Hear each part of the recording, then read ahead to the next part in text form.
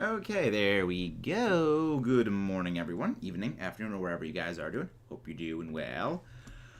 Yeah, let's get going. Let's do a little bit of streaming. Let's do a little bit of shiny hunting.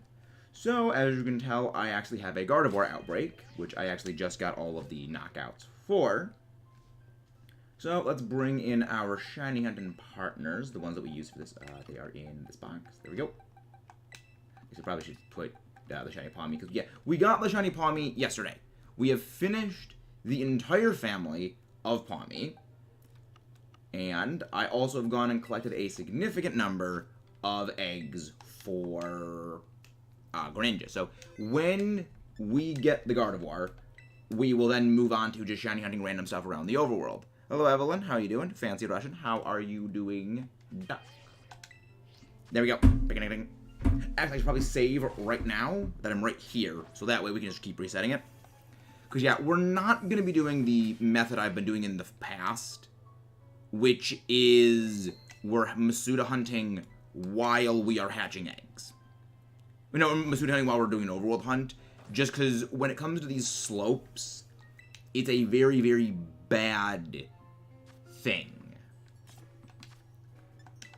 It just does not mesh well. Cucumber and pickle, and then we go to 2 things of salty, silver pick. Yeah, we're already not getting a whole lot of steps in for the eggs, so it just does not benefit us to be Masuda hunting in addition to the overworld hunting. It's just slowing us down.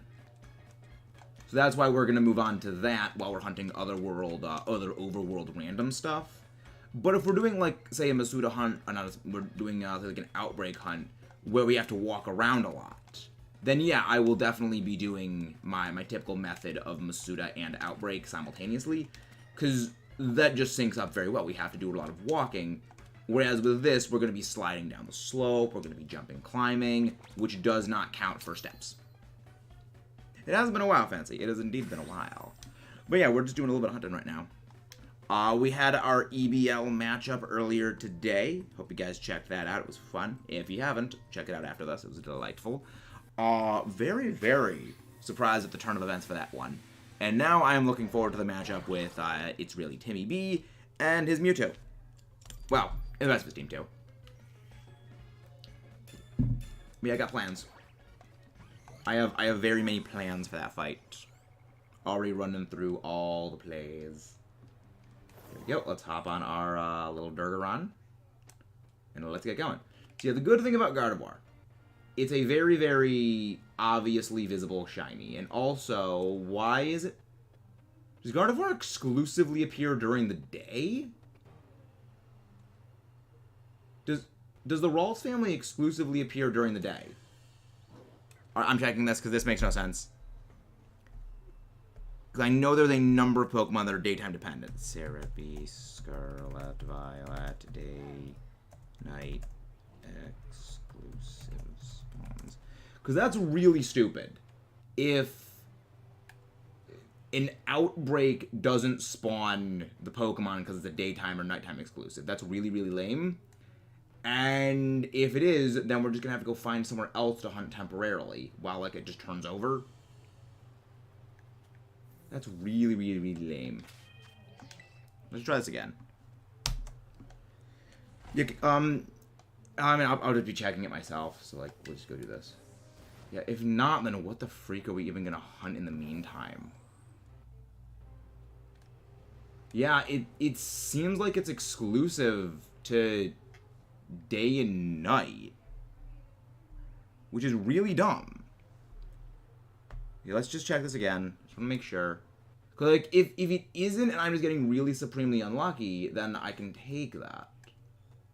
But this is a bit janky. And I was in the middle. It was night when I was doing the outbreak. It was like the KOs. So there was... What the freak? Yeah, it's morning and night. That's really dumb. Alright then, so I guess we're just gonna have to go find some other fairy type to hunt in the meantime. But that's really dumb. You know, we'll just go to Tag Tree Forest, then we'll go resume this during the day. That's really, really lame. Yeah. That it should not be able to outbreak then. Hey Pixel, how you doing? So apparently, Gardevoir decided, no, we're not going to appear during the night because reasons of stupid things for outbreaks. So we're just going to be hunting Impidimp in here until like it just rolls around to daytime. I mean, at least like hunting Impidimp is going to be good at least because it's Impidimp. I want Shiny Grimmsnarl. I love a Shiny Grimmsnarl, and at least Impidimp does stand out very, very heavily. So we'll just do this. Why is everything like freaking out right here? We're not going to be having the eggs hatching because I believe when eggs are hatching, it does not change the day-night timer. So why is everything moving so slow? Like, I mean, my controller's kind of having like a spaz attack right here. But yeah, everything is moving like we're moving through water. And we're not even connected to the internet, right? So it's not even internet lag. That's very, very disconcerting. And a little unsettling, at least. It seems to have, like, okay, it seems to have smoothed out now. So that's good, at least. But yeah, so we're just going to be hunting Impidimp, I guess, until it rolls over to nighttime, rolls over to daytime again. Lag tree, exactly. Lag tree thicket. I've only ever really noticed issues around Castleroy Lake, aka Lag Lake, but never Tag Tree Thicket. It's always run very smooth here. The Bamboo Forest is the only place where, like, on land, I've ever had some issues with lag. Well, I mean, aside from around Ortega's Team Star base, but that is because of all the water, like, flowing over the land, which kind of causes problems. Yeah, it's either the switch of the game, not really sure why. But the good thing is now it's rolling over into daytime.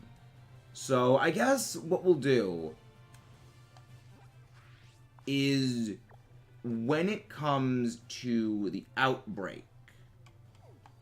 Alright, go back. Stop zooming up. When it comes to during the day, we'll go to Tag Tree Thicket, Lag Tree Thicket. Game equal IQ 21, trying to make friends, but it just blend. Interesting. Yeah, I think that what we'll do is during the night, we'll just go hunt Grimmsnarl family in Tag Tree Thicket, and then during the day, because apparently Gardevoir wants to be a daytime exclusive spawn, because it's a shoe, we'll go there and do that. We'll go do the stuff and things. I've never had issues with Tag Tree Thicket. I've only ever had issues in Castleroy Lake, Ortega's Starbase, or like the Bamboo Forest, and even then, like, it's situationally in the Bamboo Forest. That's weird.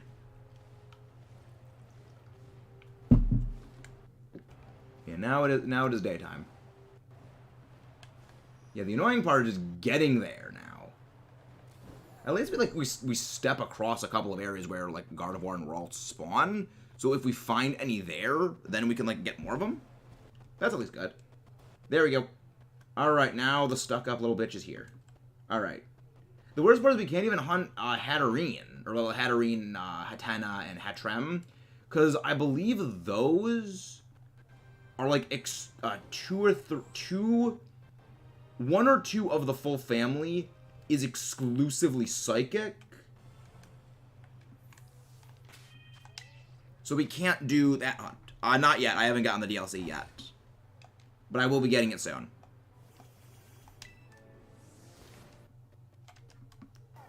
I mean, the main reason I haven't gone and got the DLC yet is, realistically, when I get the DLC doesn't matter, because it's going to unlock on the same day for everyone regardless. So I haven't really gotten it yet, because I'm waiting to see like if it'll go to like a local Target near me, and then I'll go get it, grab it there.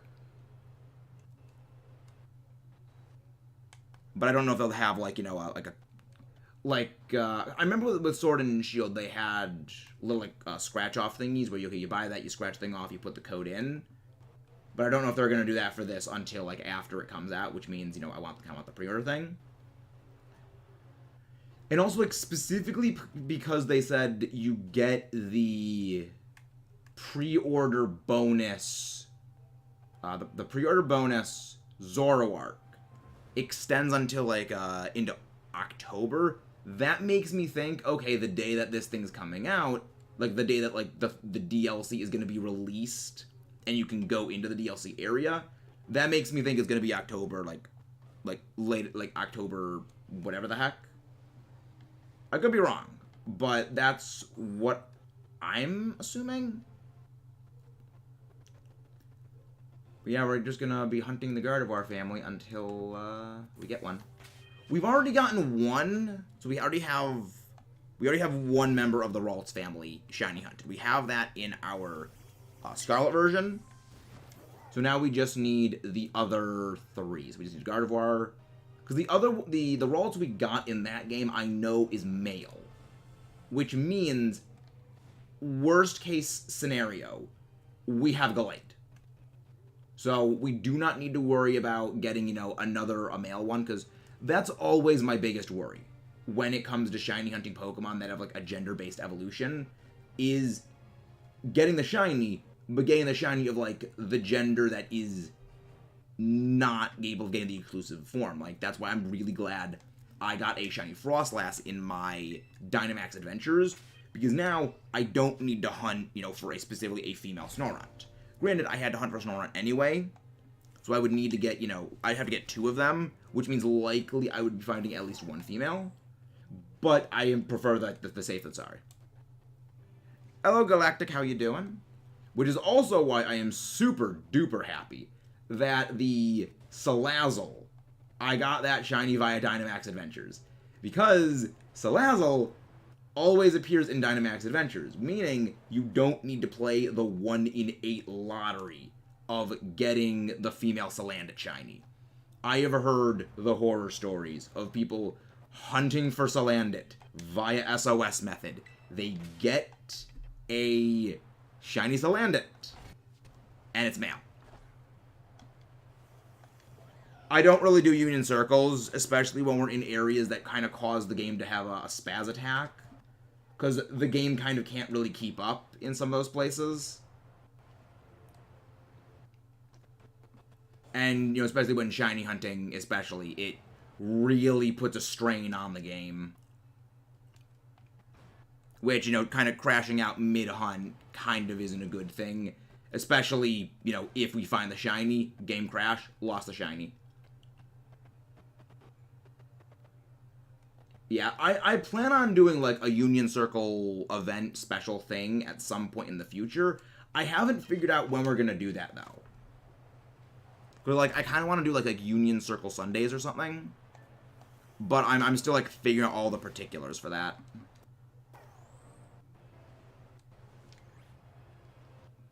But yeah, anytime I've ever done Union Circles, the game does struggle keeping up. Maybe it was because, like, maybe the performance patch fixed a lot of that.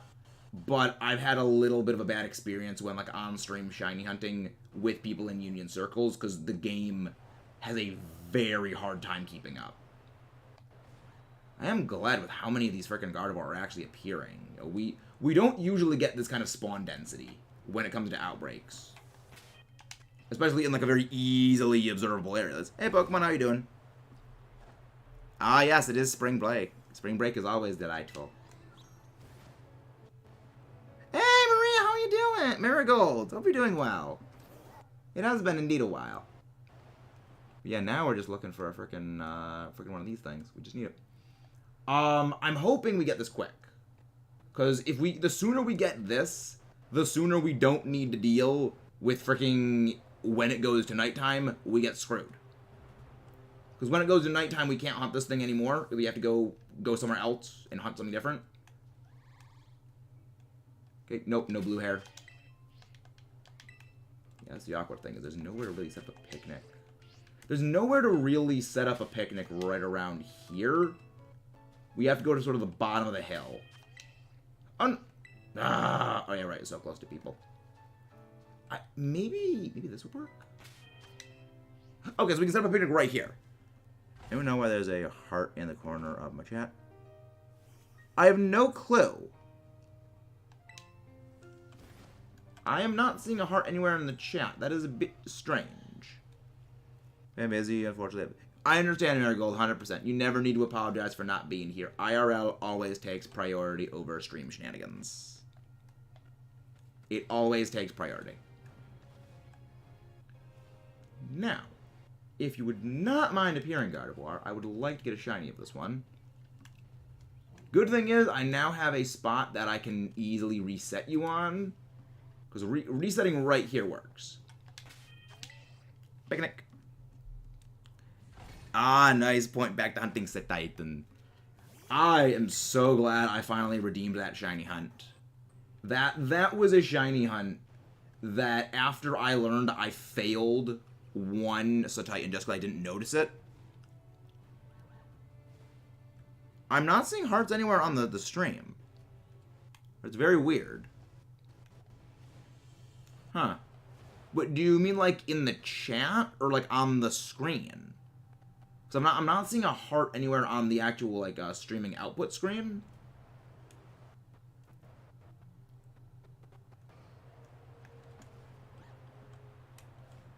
Is that blue?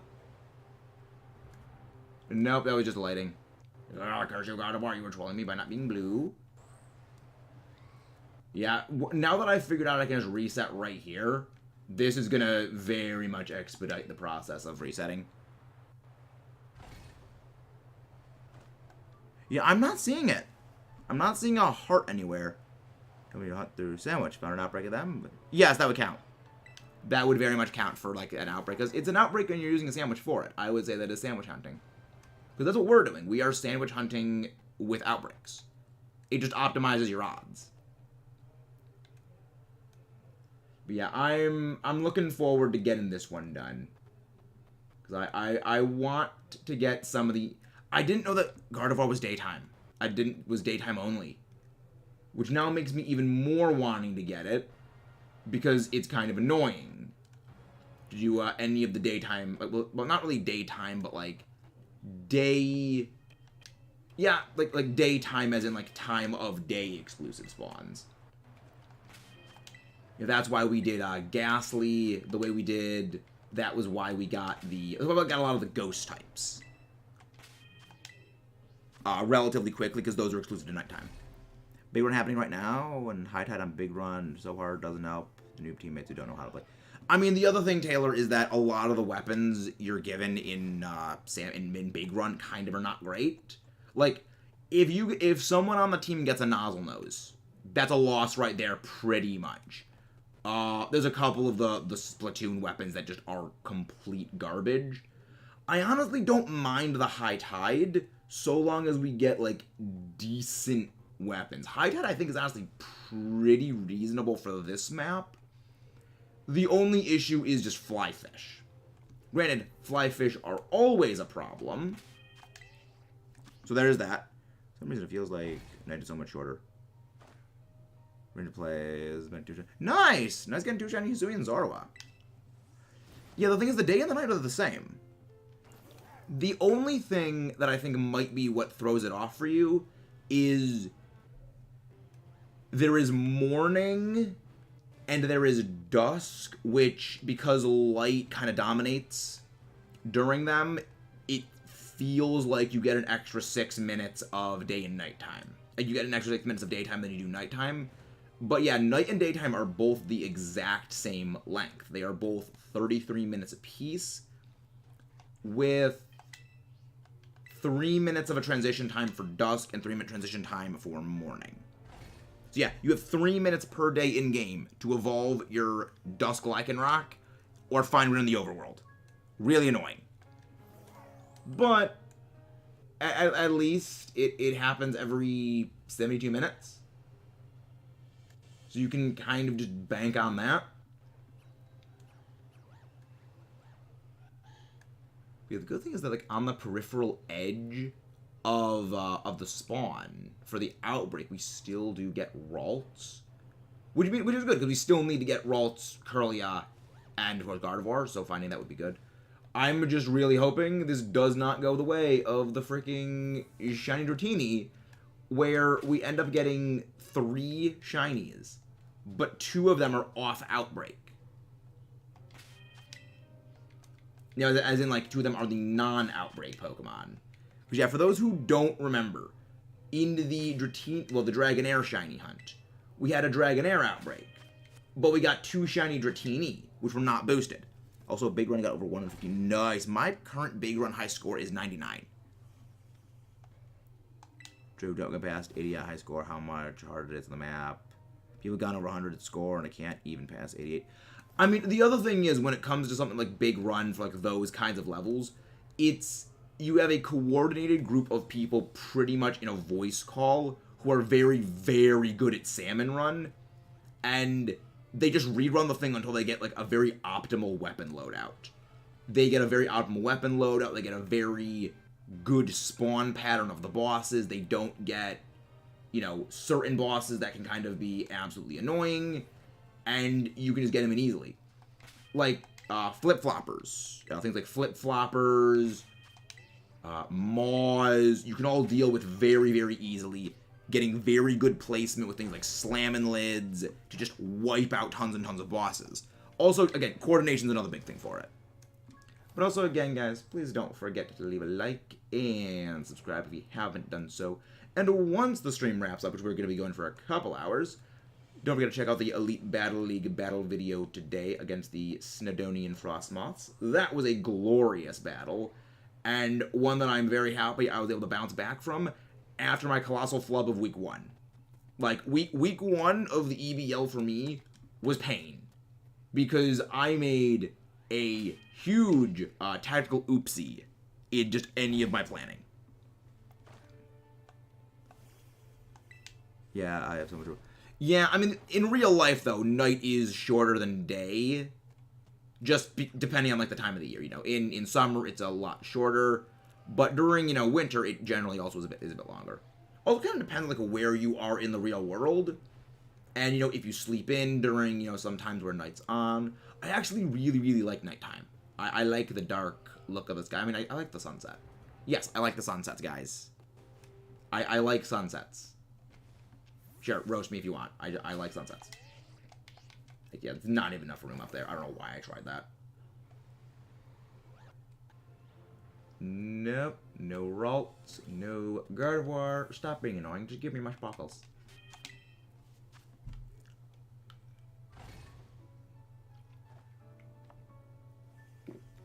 I don't know. I feel like they learned from the previous Big Run that making the benchmark way too high is going to be a problem, because I think bronze is 50%. So long as you are like half of what the high score is, and if the high score, as you say, is, you know, 150, then all you got to do is get above 75 and you'll get the bronze trophy. Yeah, I would love the gold trophy, but I know I will never be able to get that. Well, first off, I'm not good enough at Salmon Run. The other part is, I don't know the people who are that good at Salmon Run, because it's a big thing of, like, knowing the right people and getting lucky. But doing, like, a cool and interesting game lore-wise, and I really want to play it, but could never because of how bad my coordination is. Yeah, it's very much a coordination game. I love Salmon. I love Splatoon. Lore is great. I love lore. I will devour series lore like it is candy. It is one of my favorite things about a series. Like, but if it doesn't play well, it's kind of hard for me to enjoy it.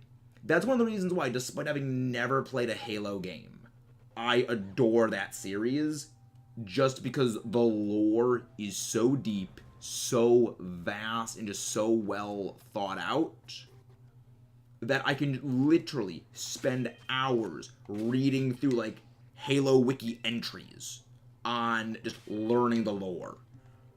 Yeah, hand-eye coordination, yeah. Yeah, because, like, you tilt in the controller. Who'd win to fight Kirby Kratos? Kirby wins. Like, the only thing that kind of Kratos has as an edge is, like, yes, he's a lot bigger than Kirby, because Kirby is, like, freaking tiny. But you also gotta remember, Kirby, like, Kratos might fight gods, but Kirby literally eats them for breakfast.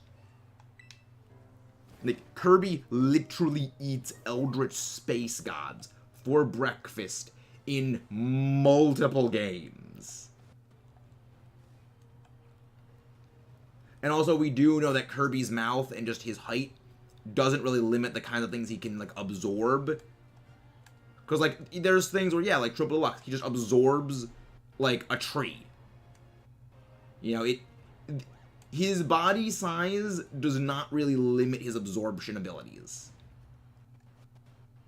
And then, you know, there's, like, freaking, oh, yeah, you just, like, call him, like, the master, like, I almost said the Master Sword, which actually was the original name of Meta Knight's sword, was actually originally Master. However, they changed it, likely with, you know, the Master Sword being in Legend of Zelda to not get them confused.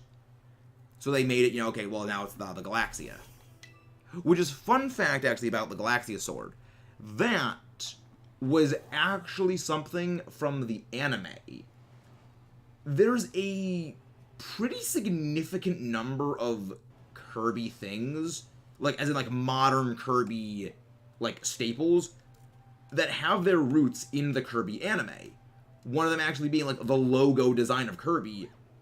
That was adopted from the anime Kirby Right Back At You's logo look. The Galaxia being the official name of Meta Knight's sword comes from that. Kirby being, like, a Star Warrior as, like, what his species is. A lot of that actually comes from the anime, which is kind of fascinating. I wouldn't have the willpower to do that sort of thing, if I'm gonna be honest. It seems like fun, but I'm a huge fan of FPSs anyway. It's more like for me. Yeah, FPS is also, like, a kind of, I mean, it's a third-person shooter, but same sort of style of thing. It isn't everyone's cup of tea. I enjoy shooters, because, like, I'm a big fan of Call of Duty Zombies. I am a big fan of, like, Transformers, Fall of Cybertron, love that game. I love Splatoon. So, like, I enjoy shooters. But I do understand why not everyone is, like, the biggest fan of them. Yeah, it's really his practice the problem is. Kirby with a gun. I mean, I'm pretty sure Kirby with a gun is literally just him and Smash. He gets, like, the zapper, the pew-pew zapper gun. But we love Kirby. You can't stop. You can't stop Kirby. He's just too powerful. Plus, like, you see the little pink puff ball of doom. Are you gonna want to stop Kirby? No, he's just too adorable. You can't stop the adorable. I love it. You can't stop the pink puff ball of doom. That also goes for Wigglytuff. You are not a shiny. No, you're not. How much time we got? We got 6 minutes. Okay. Yeah, I definitely think we are gonna not get the shiny, at least, like, on this sandwich. Unless we get super duper extra special lucky.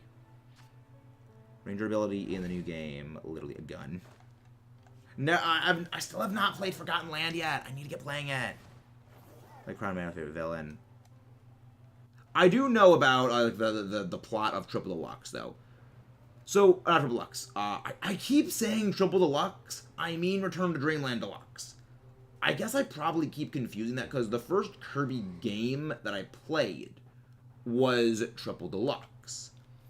But the first Kirby game that I ever saw, because I watch a lot of the Runaway Guys and Jugga Conroy in particular, where the first game that I remember watching of the Kirby series was either Chugga's Kirby's Epic Yarn or the Runaway Guys collab Return to Dreamland.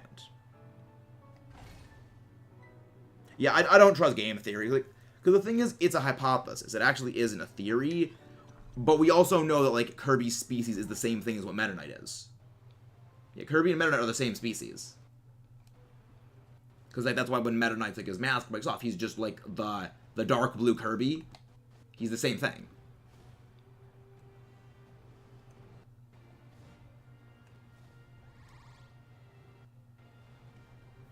It's just that Kirby's like a baby version of whatever it is. Which also makes me really curious. What the heck is Meta Knight capable of doing if he is the exact same species as Kirby? Dreamland on the Wii. Pretty good game. Love Epic Yarn too. I mean, I just like Kirby stuff. It's awesome. It's like...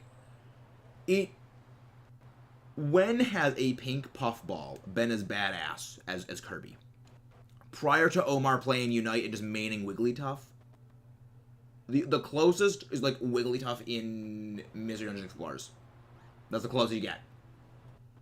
And is like, even then, I'd still give the edge to Kirby over Explorer's Guildmaster Wiggles, even though I love Wiggles. You don't pick Kirby. You don't. Hello, Arcblade. Welcome back. How are you doing? Hope you're doing well. Picnic. Kirby show. Says Kirby's a baby. Well, the Kirby right back at you is not canon. There were a few elements from Kirby right back at you that were canonized.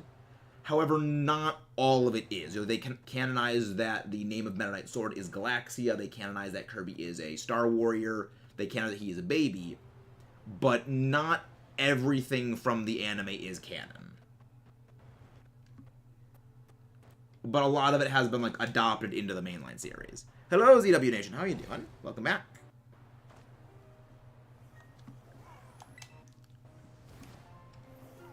Maybe Kirby species grow up, lose their ability to make copies. Maybe. I mean, I prefer to think of it as like Meta Knight is just that good, he doesn't need to use it. Is that not more terrifying?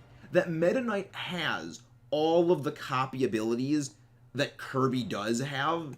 He just chooses not to use them because he just doesn't want to. Is that not more terrifying than just Meta Knight just doesn't have the ability to copy stuff?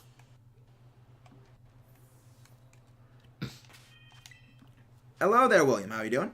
Pikachu should be treated more as... Yeah, exactly, Marigold. There are elements of it that were canonized, but it on its own is not canon. It's a very awkward sort of gray area when it comes to canon, which is kind of one of my things about it. There we go, Shiny Gardevoir, right towards the end of the sandwich. Minute in like 28... No, actually, minute and a half, 2 minutes left. There we freaking go. Ching. Sparkle, sparkle. Wait. You have teleport. I don't know if you have a teleport. However, we saved before this, so it doesn't actually matter. But I am going to check anyway. Even if you teleport, it's not going to matter. Wish, fine. You can't use Healing Wish, too, which is good. Because I'm pretty sure Gardevoir learns Healing Wish by level up. It cannot use that, though. Specifically because you need more than one Pokemon in your party to use Healing Wish. They also need to be alive. So you can't have, like, okay, 2 Pokemon, but one's fainted. Healing Wish will not work. So, we just win this. Yeah, I don't think you have, I don't think you have Teleport here. Yes, it's level, what, 59? Dream Eater, Moonblast, like a Combine. Oh, no, that'd be lower than that. Oh, like 56. 50, is it 56? Oh, 39. Really? You're a lot lower than I thought.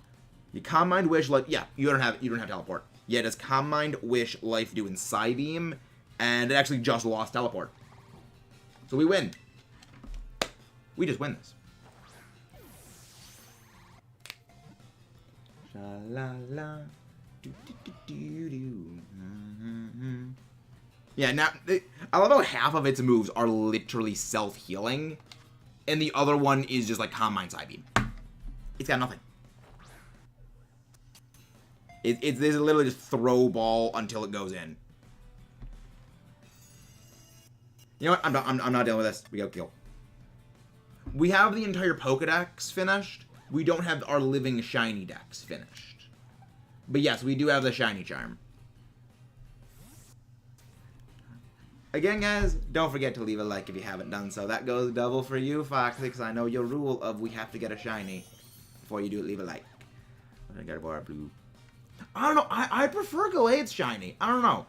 I think maybe just like Gallade has more change on it, because like it goes, because like more of Gallade's body is green, so more of its body turns blue. I mean, also like I've always been like more of a Gallade person than a Gardevoir person, because for those who don't know, my first game was Diamond Pearl Platinum, so like Sinnoh. So I first saw Gallade. I didn't see Gardevoir until like I think well into Generation 5. So it's always kind of been like that not Gallade thing. But we got our shiny. Energy. Our sandwich is over. Yeah, our sandwich is over. But yeah, I'm glad that it didn't have teleport. Granted, it didn't matter if it had teleport or not. Let's go check. Let's check to see if you have a mark first. It has a mark. Oh, the snowy mark. Gardevoir the Snow Frolicker. Which is funny, because I actually was shoveling the driveway right before we started this. So yeah, everything from, like, middle of my back down is just pain. Because it's that special kind of snow where it is ridiculously heavy. Because there's, like, a layer of water on the bottom, like, 2 inches of the snow. So, like, lifting up a snow shovel full of it is, like, 30 pounds. Like, it's a heck of a workout. Which is why I like it. Because it's, like, yeah, helps me, like, burn off a lot of calories, lose a decent amount of weight, and, you know, things like that. But at the same time, all of my muscles actively hate me for, like, the next several days. Spring here. See, I don't like spring, because I have, springtime allergies. I'm allergic to pollen. So, I basically become a sneezing, itchy-eyed mess when, spring rolls around, if I don't, like, stay inside all the time.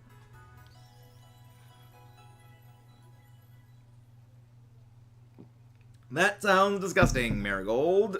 That does not sound good.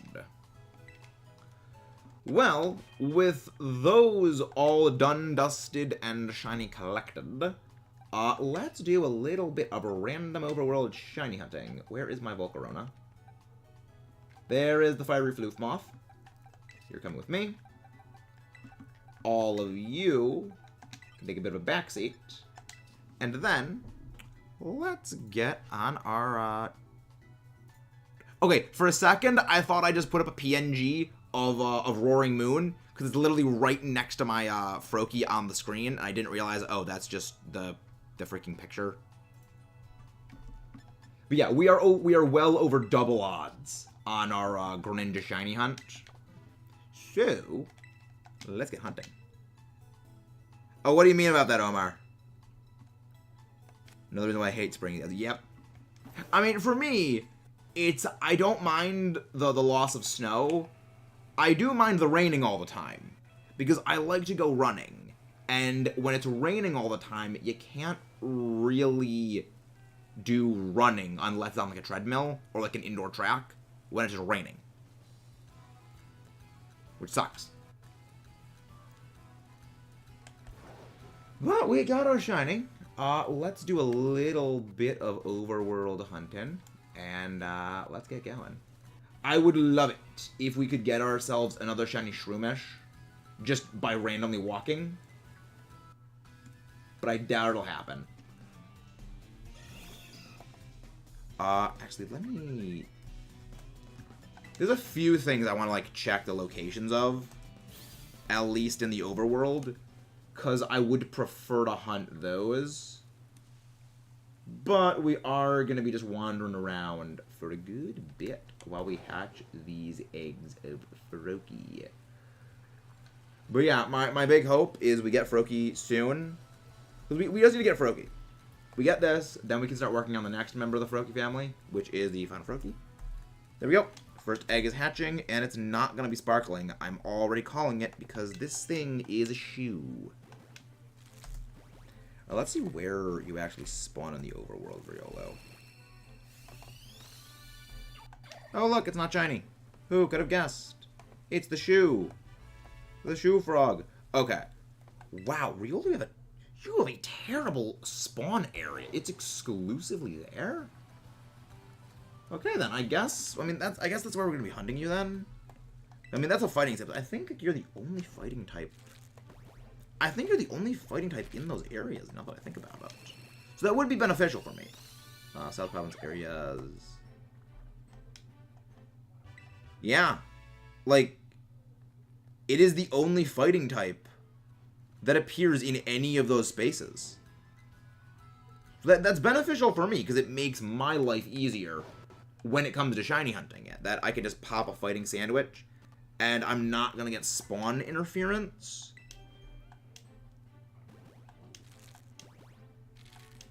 It's giving you a rude look. That's the number one reason why I hate spraying. It's tornado season. Oh, right. You live there. You live in Tornado Alley.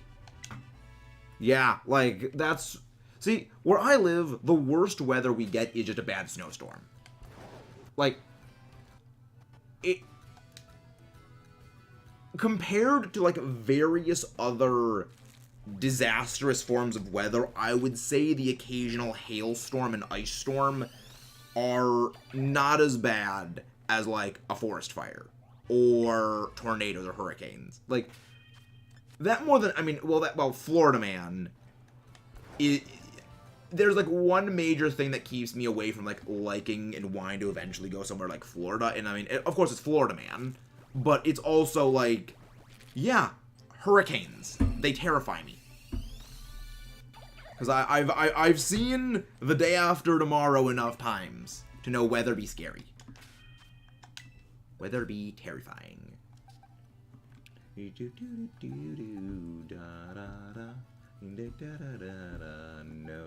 No.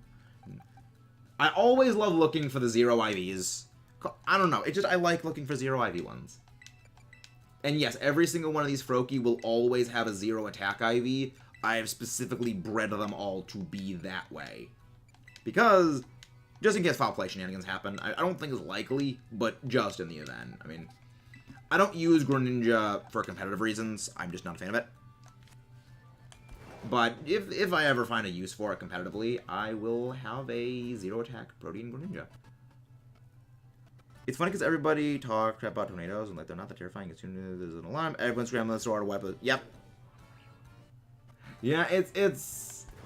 I mean, like, it's the same with, like, snow here. Well, granted, not exactly with snow here, but my cousins live in, like, Virginia. So, like, they live, you know, very, very south. They never get snow. It's, like, it's always warm, and they get, like, a light dusting of snow, and they freaking lose their minds. Because for one Christmas, they came up to around where we are, and they had never seen snow before, because, like, one of my cousins, this was at the time where, like, my cousin was really, really, really young, as in, like, 4 or 5. He had never seen snow before, and he was, like, wondering, what is this stuff? Who's your favorite gym leader in Scarlet Violet? That is a big toss-up. Like, I like Iono, and I like Larry. Like, I like Iono because she's a parody of, like, streaming culture to a degree, which is why I like it, but also freaking Larry. Like, Larry is just the man. I feel it would have to be Iono, because technically, Larry is not, by definition, a gym leader. It's a side job. He's actually an Elite Four member. It's just that Gita makes him be a gym leader. I like that. It's like, no, okay, no, dude, gym leader. Also, speaking of the gym leaders in Elite Four, I don't know if you guys noticed this, but one of my friends pointed this out to me, and I cannot no longer notice it. Every single one of the Elite Four's typings, they all correspond to the Titans type combinations. So, like, Dragon, the False Dragon Titan, Flying, like the Winged Titan, Ground, the Quaking Earth Titan, Steel, the Steel Titan, or whatever the frick it's called, Titan Earthworm, and then the Rock Titan. You know, you got a Rock Gym Leader. You got a Rock Elite Form. Like, I like that. It's like, I like how they kind of coordinated that. I used to be used to snow. Tulsa actually is quite a bit every year, but down here now, it's like there's a dusting everywhere. Yeah, exactly. That's kind of why I find, like, a lot of the memes about, like, the northern states and how they treat snow, and then, like, the southern states and how they treat snow, it's completely accurate. Like, if they get a light dusting, it's the end of the world as we know it, and I don't feel fine. But it's like up here, oh, it's just a regular Tuesday. I love it. Yeah, I had a feeling it says those are the only type. Yeah, I love that. Like, I love that they do that coordination. It's like, that's so clever. It's so neat. Because, well, not technically Rock on, like, Elite Four member, but Gita's main typing for Terrasilize is Rock. You know, she Terrasilize into a Rock type for her, what the frick is its name? Flower thingy. Poison. Look like the ultimate weapon. Glamora, that's what his name is. Yeah, like, she Terrasilize into, Rock for Glamora. And, like, I really like that. Like, it's a nice little detail you never really notice. Like, until someone points it out to you, and then you just can't ever ignore it. You know, Hassle's great. Hassle is a delight. Yeah, I would say Hassle is probably the most entertaining, but also strong competition from Larry, who's just the greatest. Larry's great. I was executive VP +1 at the start of Big Run. And now what do you like, professional +1? Because I was executive VP when I started Big Run. I am now professional level, like, 1. Because people cannot survive freaking Big Run. I do like Ouroboros, though. I very much prefer it to King Salmonoid, except in the capacity that's kind of hard to hit the Booyah Bombs. Gita does work Larry too hard. That's why we love Larry. The man deserves a freaking break. Hey, Nafy, how you doing? Please go grab Nafy's link. How have you been? I agree. Glamora is pretty cool. I like it. Yeah, Nafy, you were the one that went 23 phases on Roaring Moon, right? Or is that someone else? I feel like that was you. Yeah, teammates are down, but on the bright side, found a perfect spot to cheese the gorillas. Really? Is that those, like, spots where things can't reach you? Because I think I know the exact spot you're talking about. I'm doing pretty well, though. I'm doing pretty well, Nafy. We just got Shiny Gardevoir, so that is another Shiny off the list we need for the decks. Anyone want to play Big Run? I am Cigarettes. I mean, I'll be playing Big Run later tonight, potentially, Mudkip. I do need to rehearse and practice for, I need to rehearse and practice for a draft league I'm in, as well as start planning for my EBL matchup against Timmy B. Yeah, I love my boss stuff. I think my favorite dog Pokemon in representing a dog for how dogs actually are is Mabostiff. Because, like, on the one hand, Mabostiff, it looks nice, it looks very friendly, and, you know, like, as dogs want to do. But at the same time, it can also look kind of scary. You know, as dogs can do when they are protecting people. And Mabostiff can, it just shows, like, it just snarls, it shows the teeth. It's like, that's kind of terrifying. And I like it. Like, that is the closest thing, like, how dogs are really like. And also, Arvin, man needs a win in his life. Like, our Arvin just needs a win in his life. Got a closing shift tonight, early train tomorrow, so my big run time is going to be limited, unfortunately. That's fine. That was great. That prediction of the Roaring Moon was absolutely glorious. You called the 0 special attack. Glorious.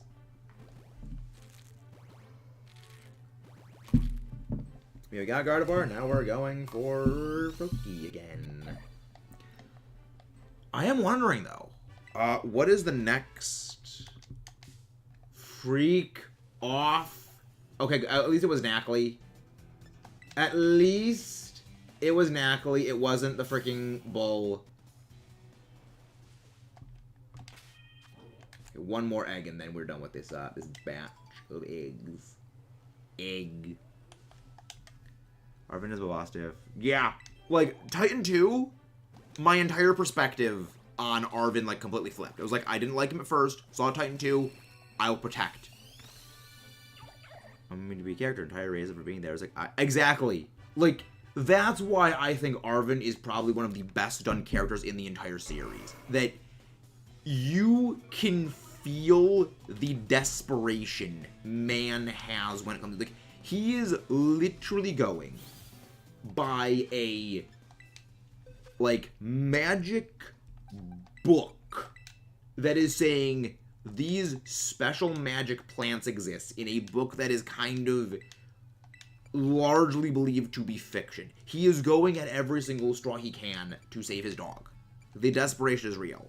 The other thing is, the way that Mabostiff actually, like, behaves is how, you know, very unwell pets actually behave. They just don't really want to do anything. They just basically lay there all the time and don't really do much. Because they don't have the energy or the motivation to do much. And it's just, it guts you. Because I just don't even know, like, they did a fantastic job with that, but also, like, it genuinely gets me to cry. But, like, I don't know, they just did so much good with it. It's just like they just handle that very well. Also, Arven's theme is very good. I like Arven's battle theme. I enjoy it. Like, I feel my favorite thing about the way that they actually handle Arven in the story is actually after you fully healed Mabostiff, and he says, like, Mabostiff wants to fight you, that, like, there are the options to say, you know, you are unsure, that you have very conflicting feelings about, you know, fighting a thing you know was not really doing well. And his reaction to it, I really love how they did it. They just handled it very well. No, this is 1,000 eggs for just this shiny. This is how many eggs just been hatching for the Frogadier. Yeah, the shiny living dex, we have about 100... I would say including the shinies in this game, the shinies in Sword and Shield, and the shinies I have in things like Let's Go. I have, I would say, probably 200 of the, like, 1,001 Pokemon that exist. Really hard for writing this game. Sure as heck was not. Actually, it was the same team. It was the same team, Marigold.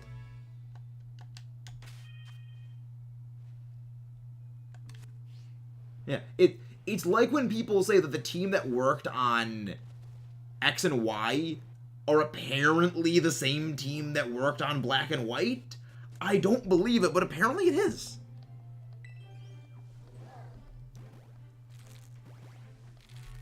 And eventually you get used to it. The channel growth that we get alpha from the shiny hunts kind of cushions the emotional damage. Emotional damage. Yeah, again, it's one of those things where I think when it came to Sword and Shield, they kind of recognized the game was going to struggle anyways. Because, like, it had the dex removal, it had the removal of Megas. The game was already going to start out on a very, very bad footing with the community. So, I don't think they were thinking, we will go all out in this game to make, like, a great story, to do all these things, because we already know it's going to be on a very shaky footing with the older audiences. Because in the past, they've done, you know, ham on the story, and, you know, the older audience just disapproves. They've done this from Black and White. Like, they've learned from Black and White that you can do all, like, the content you want. You can do all the story you want. But if you do things like, you know, removing, you know, Pokemon, and even locking them into the end game, it will always basically auto-start out disliked by the older audiences. So, you're not really gonna put, you know, the same level of budget investment into make like a massive scale story and massive amounts of content when you already know the people who are your older audiences are already not gonna like be the most fond of the game because XYZ thing isn't in the game. Because again, they've learned from the past. Imagine how good Pokemon would run on PC. And now most people admit that Black... Yeah, that's the thing. That's kind of the unfortunate thing about Black and White, is Black and White was released at a very, very awkward time, freaking Shiny Goomy! Let's go! That is our third Shiny Goomy when not running a sandwich.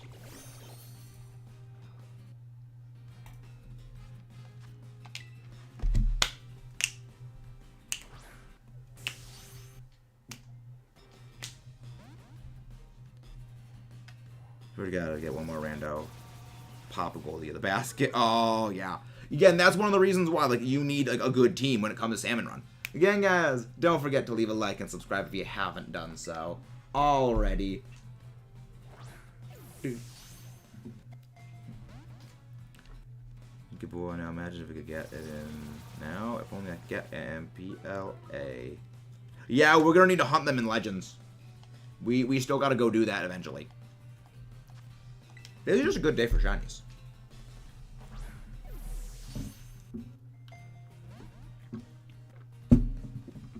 Kind of a good thing Kayla isn't here. She struggled hunting with this thing. And now most people admit Black and White's pinnacle man games. Oh, Black and White is the best first mainline game. Yeah, like, the issue with Black and White was it only had new Pokemon in until you beat the game. And a lot of the advertising, as well as like people kind of convincing themselves it was not going to have old Pokemon, kind of put on a bad footing with a lot of audiences. The other part of it was it was released at a time when the 3DS was a known eventual coming thing, and when a new system is announced, gamers generally have this tendency to almost like tune out anything to do with the previous console. Are the berries that heal and may confused if they don't taste better? No, Citrus Berry is better. Back in, I think it was like Sword and Shield, or maybe it was just Sun and Moon and Ultra Sun and Moon, the Confusion Berries were better.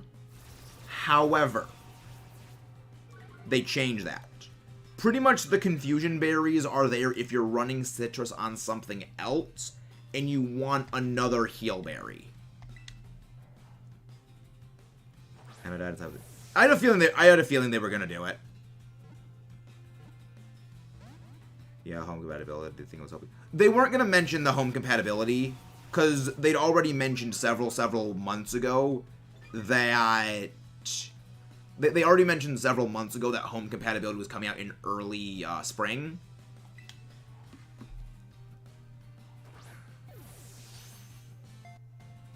And no, we're not midway through 2023. We're not even a quarter of the way through 2023. The berry is yellow. The reason why is, yeah, it's basically just for that. Honestly, you have to wait as long as we wanted to put the same amount of writing and effort. Yeah, I mean, I love story. Story's like one of my big things when it comes to a game. It's kind of why I'm not the biggest fan of Breath of the Wild, is like, I love story, and Breath of the Wild kind of doesn't really have as much of a story. But yeah, I had a feeling, I didn't think they were going to announce home compatibility at the Presents, just because they already verbalized. Well, yeah, no, I mean, halfway through is like 6 months in. You know, that's like June. Actually, wait, no. January to February. March. Yeah. Yeah, that's not going to be until like the middle of June, start of July that we're going to be like halfway through the year. We're like a little over 2 months in. Feel a bit better, make sense because you have a point after Pokemon like that. Oh, halfway to mid 2023. Yeah, but they said early spring, which like early spring 2023 to me sounds a few weeks after March 21st, because like the first day of spring is March 21st, and mid-spring is about, you know, towards the end of April into, you know, May. I was expecting DLC to release at the same time as Orange. Yeah, I was expecting that too, but I guess that they decided to change it. Story and character design is the thing I like time to the games, and yeah, that's why Shield Sword didn't appeal to me right away. Yeah, I mean, X and Y just didn't appeal to me because it's too fan service. Like, for me, the worst thing a game can do is, ooh, we have a mark on this one. For me, the worst thing a game can do is essentially not justify its own existence. When a game's entire purpose is basically callbacks to other games, ooh, give me the touchable. When a game's like entire purpose is basically callbacks to other previous games, it kind of makes me think, well, why am I playing this game when I could just be playing this other game? You know, if a game doesn't respect itself enough to make it the main focus, I almost like don't feel it's like as worth playing, because it doesn't respect itself to make its own focus.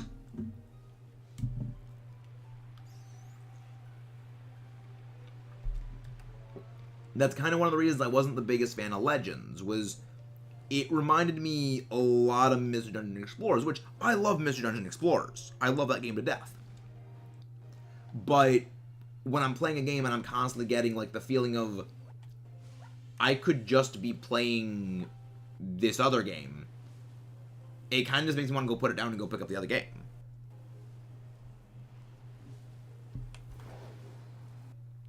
Which, I mean, again, X, Y, like, also does give me a lot of that same feeling. Void.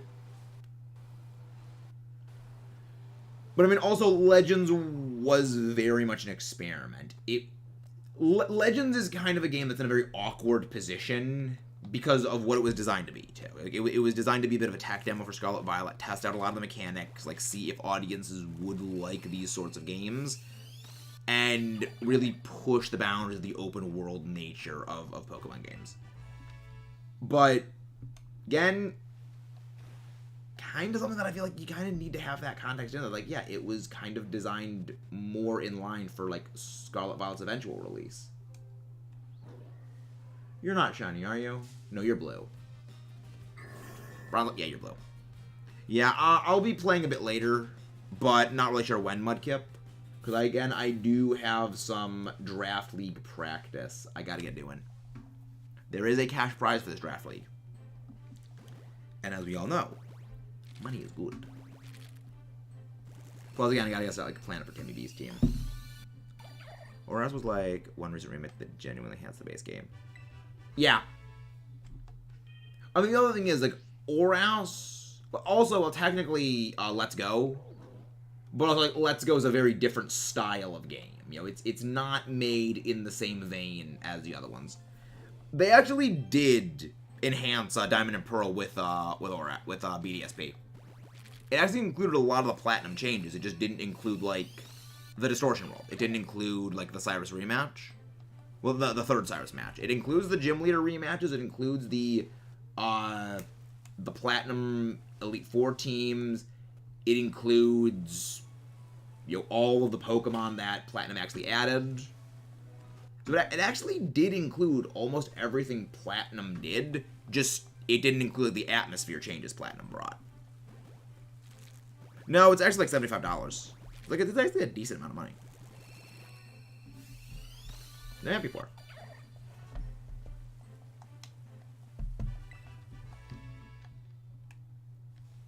Yeah, Bramblegast does appear over here. So I guess I know where I'm going to be hunting Bramblegast then. Which is going to be here. Or else would be my favorite game, but there's a lot not dripped up. Yeah. I mean, and even then, like, the Delta episode is pretty much like a 30-minute fetch quest. It's basically go here, talk to this person, go back, talk to this person. It's like, it's basically Steven's dad telling you to go talk to a whole bunch of random people around Hoenn then come back to him after every single one of them, and then he'll send a new one for you to go to. And it's like 2.5 hours of that. You know, just to get to like 15 minutes of awesome stuff where you fight Zinnia, fight Deoxys, fight Rayquaza. Like, that's awesome. But it's like 2.5 hours of just like tedium. So, mileage may vary on feelings for that. I know where I stand.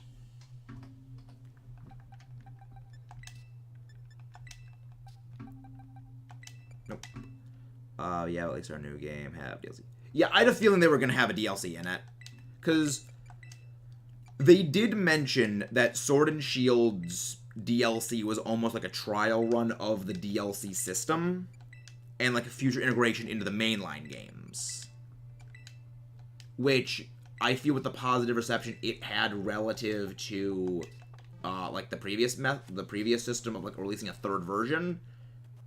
I think they're going to be like doing DLCs going forward, because I would actually rather a DLC that's half the price of a full game, or even like a little more than half price of a full game, rather than a 95 to 96% the same game that is full price. I'd rather that. I'd rather like it, because it's just it's just more cost effective. And then they can also like devote more time to working on the next games, because they don't need to spend, you know, reworking things, going back and changing stuff. They can just, okay, we can make like a DLC, boom, send out. And it extends things by even more with, you know, less time to basically be wasting and more time to work on the other stuff. My understandings of you, either shiny hunting, training Pokemon to use for Wi-Fi battles, that's mostly it. Well, I mean, to be fair, Marigold, that is basically all Pokemon games. You know, post games in Pokemon aren't really that massive outside of like Black 2 and White 2. Or like Black and White itself, but even then, you know, kind of not as much. Gretchen, do you think? Oh, how I feel about Pokemon? I like them. I like them. I actually legitimately like the Paradox Pokemon from Scarlet. Not Scarlet, from Violet. I know a lot of people don't, but I like them. Because people like, yeah, they're like all like robots. Okay, well, the past ones are like, here's this thing, but with spikes. Like, yes, they're both not as much different. Like, yeah, like it's a chromed out version of the other thing, but like, okay, Great Tusk is just a Donphan with spikes. I love them to death. I think they're all great. But we are kind of splitting hairs. You know, we are kind of being overly nitpicky. I think the main reason why people don't like the Violet Paradoxes is they don't like that all of the shinies just go chrome, which I like. I like that they all go chrome. It looks really, really good. Yeah, I think it has more to deal with the shinies than like the base looks. Just realized my parents think like a large Bramblin. You will have to send me a picture of that, Jared. I want to see. I want to see that. I wish the Violet Pokemon shinies were like different though. Yeah, I think that's a lot of what it is, Alpha. A lot of people wanted like the shinies to not all just be chrome jobs, which I will say, I like it, because I mean I love a lot of steel types. So like, you know, silver shinies kind of appeal to me, because like, again, robots. But I would be lying to say I don't understand why people don't like them. Like, Iron Valiant, I think it works best. Like, I think Iron Thorns is the one where it works best on. Because Iron Thorns is literally Mechagodzilla. And, you know, chromed out Mechagodzilla just looks awesome. So, I think Iron Thorn is the one that works the best, given, like, its basis. Shiny Valiant. The Shiny Valiant does look very good. Chrome Shiny is better. Exactly, Pixel. That's where I think like Iron Moth suffers, Iron Treads suffers. Is that like they're already very, very chrome to begin with. Iron Hands like particularly suffers, Because, like, it's just, like, the hat and the pants go chrome. That's why I call it Senior Chrome Pants. Iron Bundle is one that I like from Violet Paradox lineup because, well, it looks like a mascot top or vending machine. I don't know, like, I like how this vaguely Delibird-shaped thing is capable of instilling trauma in Smogon when it looks so stupid. Like, it's so stupid, it's hilarious, and I like that. Like, it's not bad to stupid. Like, it just looks silly. And I think that's what makes Iron Bundle great. It's just very silly looking. It's silly in the way I think that Pokemon kind of should look like. Like, that's why I really like Orthworm. Because Orthworm, it looks pretty silly. But again, that's why it's great. Yeah, Iron Moth, it's like the red little triangles on the inner tips of its wings, those go chrome.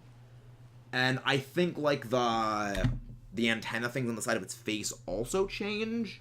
But yeah, for the most part, it really doesn't. This is actually where we got that shiny Spidops yesterday. Probably gonna shit for me, but Delibot. Do an Iron Bundle. Yeah, honestly, with the Paradox Pokemon now being available for usage competitively, I have a feeling Sylveon's gonna drop off a cliff. Because that was kind of the one edge that Sylveon had over other fairy types, was it had, you know, Pixelate Hyper Voice, which is a more powerful version of Dazzling Gleam, and it also worked very well on a Trick Room lineup. But now, you have Fluttermane, who is more powerful than Sylveon, who has a similar offensive-defensive stat line, no, offensive-defensive stat spread to Sylveon, but a much, much, much better speed stat, and doesn't rely on Trick Room as heavily. And it can work very well in Sun. So, like, I do have a feeling that it is going to change out. I still see some people using Sylveon, which I can respect the people who have the dedication to keep running it. It works better on a Trick Room team. But if you're going to run, like, you know, a Sun team and, like, run other Violet Paradox, run other Scarlet Paradoxes, yeah, your Fluttermane is intrinsically better. You're talking to a person who loves pufferfish because they look so dumb and, of course, is menacing. Yeah, Tinted Lens Izui and Braviary is going to be a heck of a thing. Like, Tinted Lens is a fun thing. The thing is, though, it may get Tinted Lens Dazzling Gleam, but it doesn't get same type attack bonus. That is the kind of big thing. The lack of same type attack bonus. What the frick was that noise? The lack of same type attack bonus really eats into its power.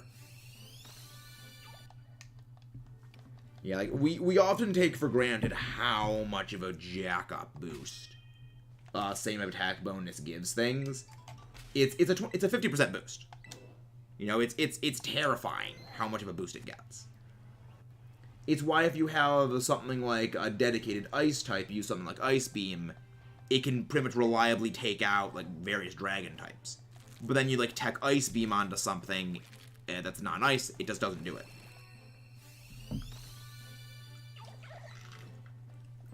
It's because you have that 50% power just gone. But even then, if a fairy type already terastallizes into Terra Fairy, it gets an even bigger boost.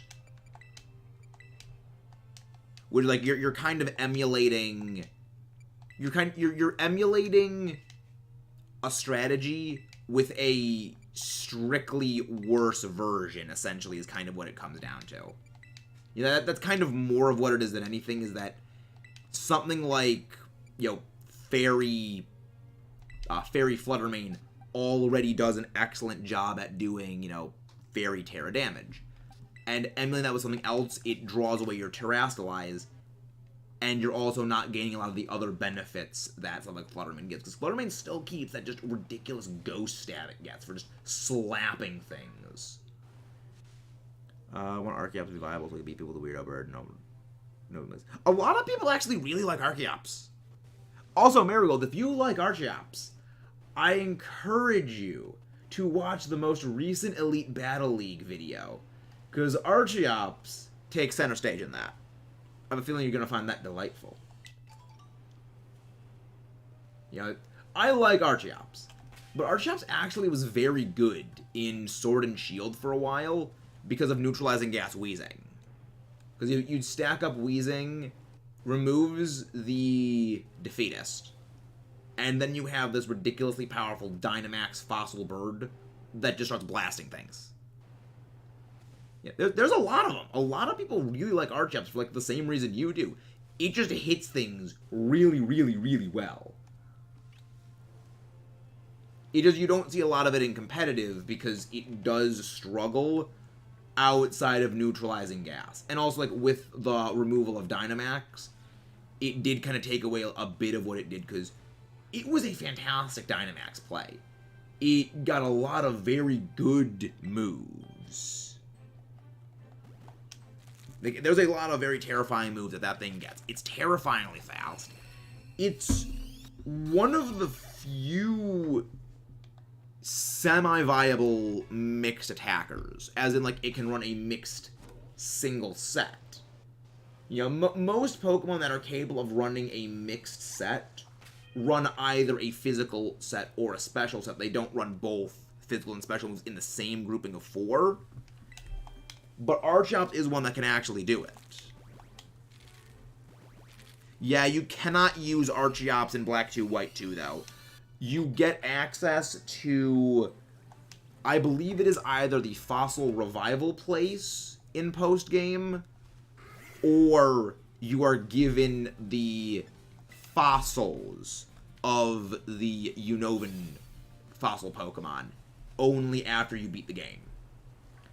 And I know this because I wanted to use Archeops in my playthrough of Black 2, White 2, and my friend told me, you can't, which is why we had to do a little bit of changing around with the Black and White teams and the Black 2, White 2 teams, which is why we use Archeops in our Black 2, Black and White Let's Play. And Archeops was an absolute unit. Zero regrets about that.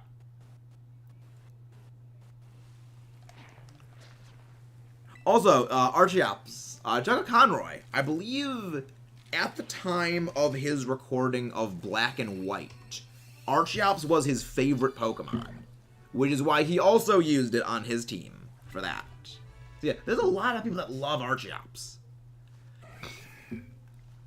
No, it's a very, very well-loved Pokemon.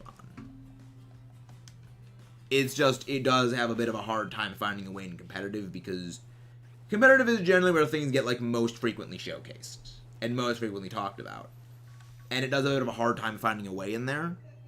But when it finds a way, boy goes ham.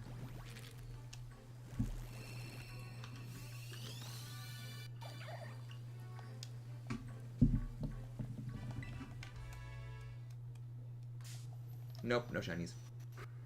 Murkrow. VGC Bird. We've already gotten the entire VGC Bird family. I love Murkrow. Like, you would not believe that Murkrow is one of the most dangerous Pokemon in doubles. Prankster Quash, Prankster Tailwind, Prankster Haze, Stab Foul Play. It can do a lot of shenanigans. Black White team. Yeah, the Zebstrika is a fun one. Motor Drive and Lightning Rod. The only issue I would say Zebstrika kind of has is its better moves are generally physical, as in like better power for like a playthrough. But in competitive, like, there's a good amount of special moves it actually gets. Like, it gets Overheat, it gets, you know, a lot of like the standard special like, electric attacks. But it also like doesn't really have much outside of like, you know, Thunder, Thunderbolt, Overheat, and that's like kind of it. It'll still be good when Whimsicott gets added. Yes! It will still be good when Whimsicott gets added. The main reason, like, why Murkrow is still great even with Whimsicott existing is it is immune to Taunt by Prankster users. For those who don't know, the way that Prankster works is all status moves gain priority, meaning, you know, they act like Quick Attack. They will gain a +1 to their initial priority. However, if you are using a status move, against a dark type, as in, like, it specifically targets a dark type, it will fail. Now, one thing that a lot of prankster users like doing is teching on Taunt to shut down other status move users. And Murkrow is completely immune to this. You cannot status Taunt Murkrow. It's also for like a similar reason as Grimmsnarl. It's still really, really good. Because again, you can't taunt Grimmsnarl. You need to use a non-priority user and a non-prankster taunt user, which is kind of hard to use.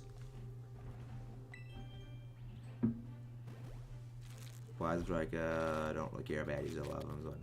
Yeah, you are a bit like Jakey with that mindset, which I respect.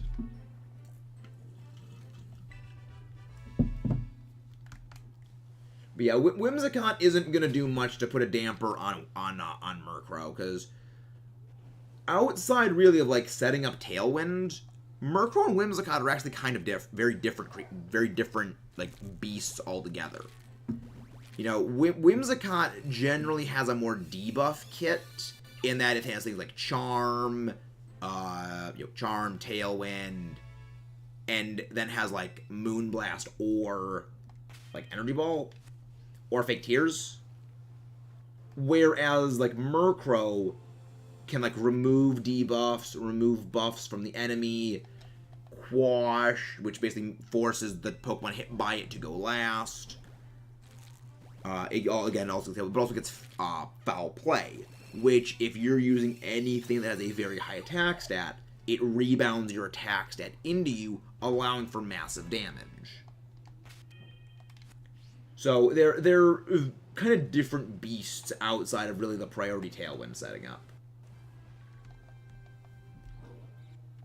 And again, the immunity to Prankster Taunt is kind of a godsend when it comes to Murkrow.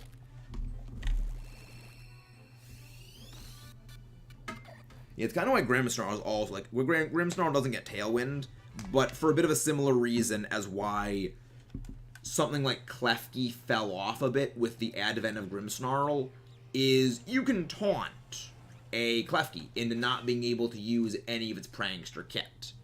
But you can't taunt Grimmsnarl. One of my favorites was because the animation for Pokemon Battle Revolution, where he didn't have like that neckbeard. I think he's knocked out. I loved in like XD in Coliseum, you knock out a Swell, which just goes, I surrender! And just falls over. I love that. It amuses me very well.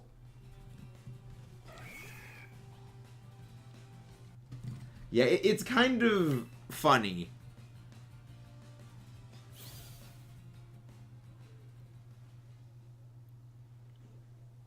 Sorry, my lips are just getting ridiculously chapped right now. It's kind of funny that Honchkrow gets Moxie as a hidden ability. But it is one of, like, the few Moxie users that has never really seen competitive play because of the Moxie. The main reason for that is a lot of very, very, very good flying types get access to Moxie.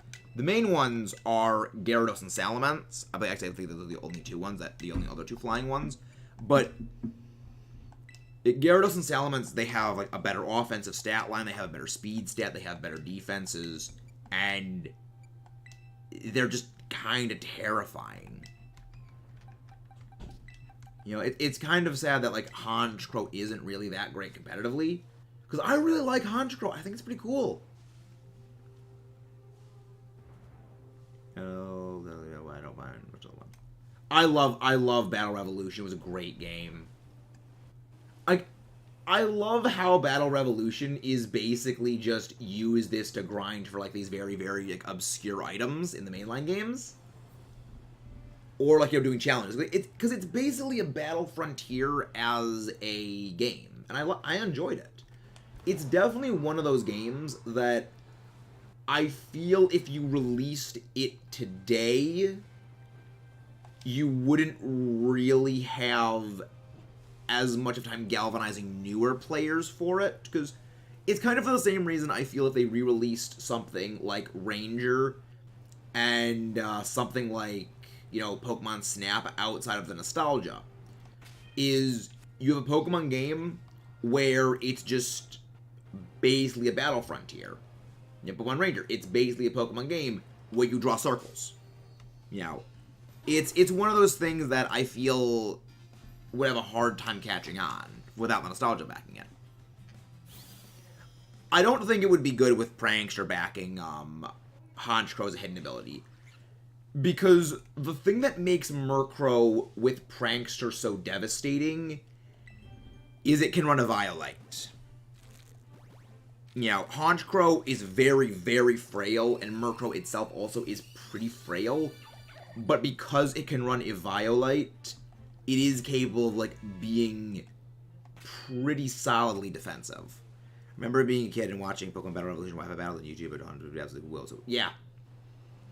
Again, that's part of the reason I feel like Battle Revolution was so impactful on a lot of us, is we have this nostalgia for it. And for much of the same reason I feel Platinum was so impactful on a lot of us is we remember, the big spectacle moments.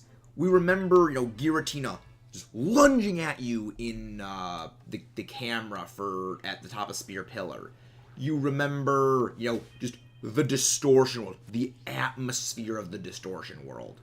The seeing Pokemon in, full 3D animations with all the personality they have that they're packing in Battle Revolution. You have all these, these big, impactful things that when you kind of look back on it, years and years and years and years and years later, no longer being a kid, there are things that kind of wouldn't give the same impact these days.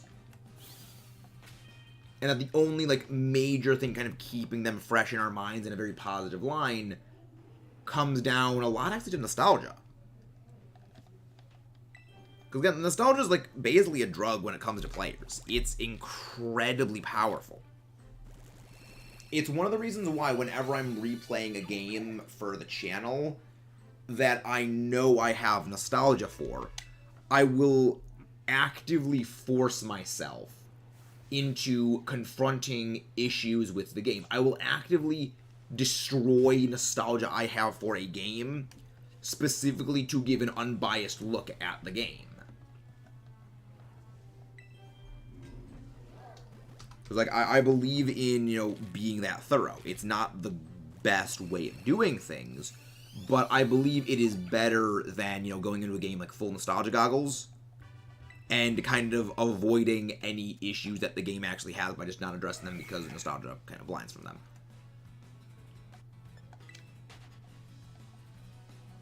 I did that with Fossil Fighters Champions, which, also those who don't know, highly recommend checking that out. We did a review of the fantastic game Fossil Fighters Champions.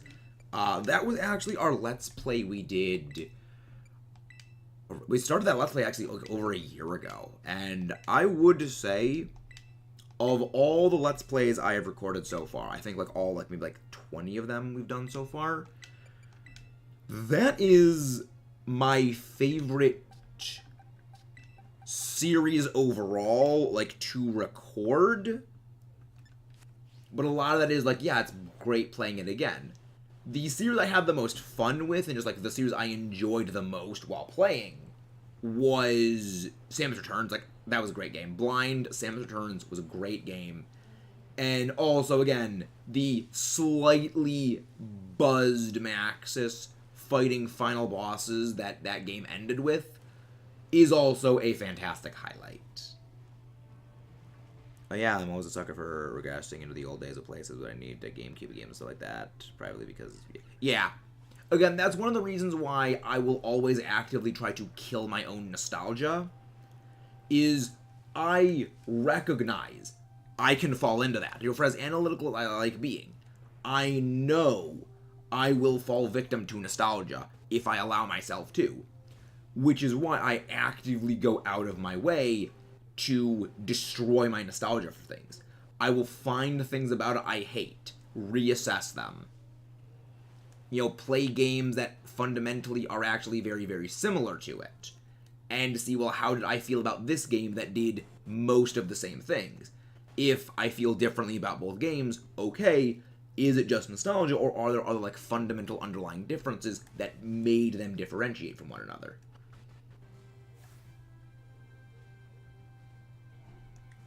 Like, a good example is, I'm not the biggest fan of Mystery Dungeon DX. So, like, okay, well, what is the difference between Mystery Dungeon DX and, Mystery Dungeon Explorers of Sky? Okay, reassess these. Well, story. There's a bigger emphasis in something like Sky put on characterization and character development, and story to a degree. There are more characters, you're given more depth. And there are a few gameplay changes between them, but not as much. So I want to be critical and point out what is bad, but a good space for someone to do, so I'm emotionally sensitive.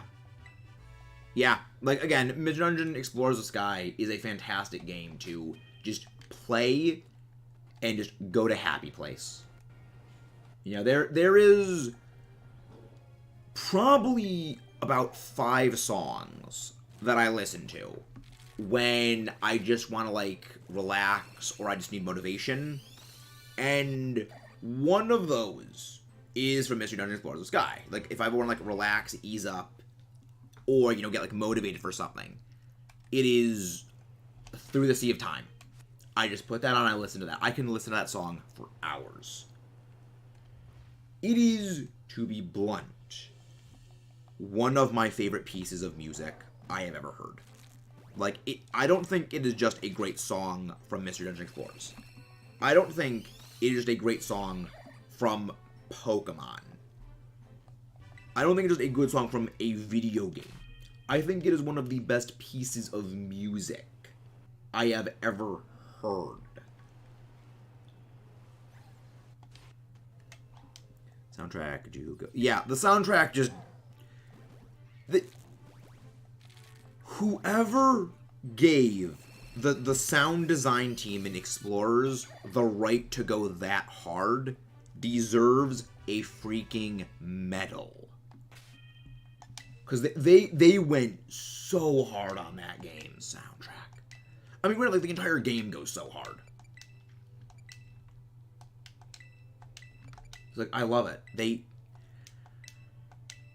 They truly made something special when they made Explorers. That is kind of my favorite thing about the game, is it truly is something special. That even to this day, there's only one Pokemon game that's story is really able to rival the emotional impact of Mystery Dungeon Explorers. And that's this game. That took over a decade.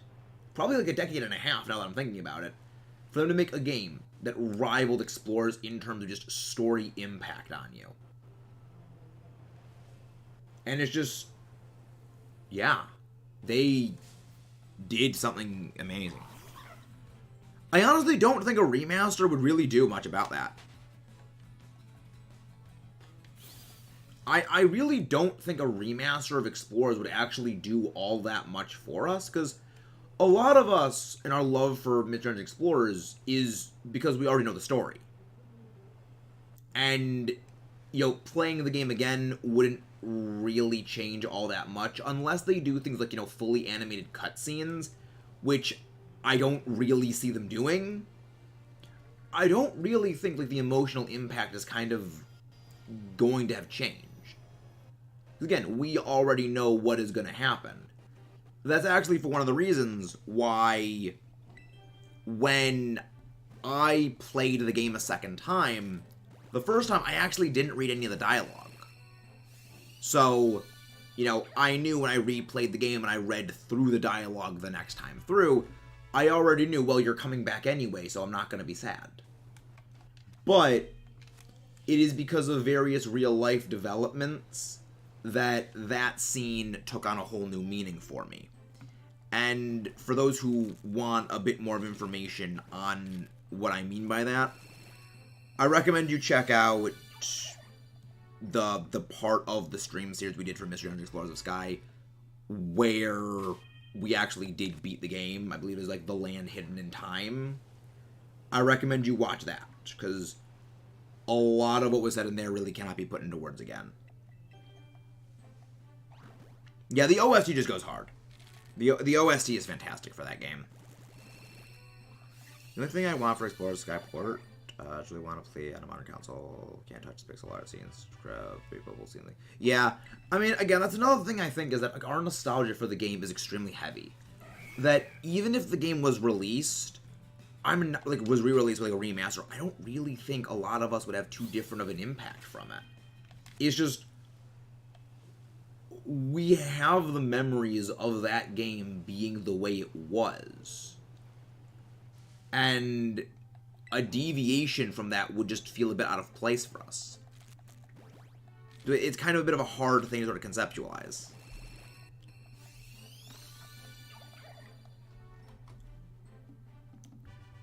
But yeah, I didn't expect we would ever get a remake of it announced at the Direct. Mainly, I mean, eventually I think it could happen, but the way in which like they had the leaks saying it was like, oh yeah, it's there's a hidden link on Pokemon's website that links to Chunsoft.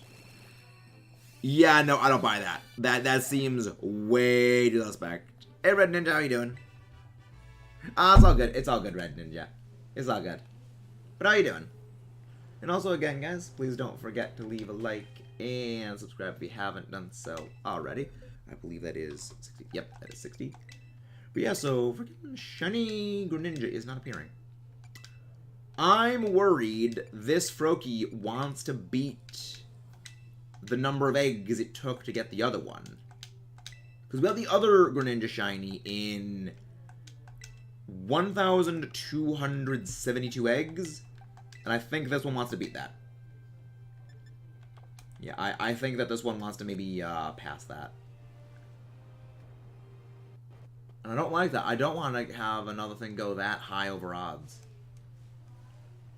But game is not wanting to be nice. So we just do a little bit of cruising.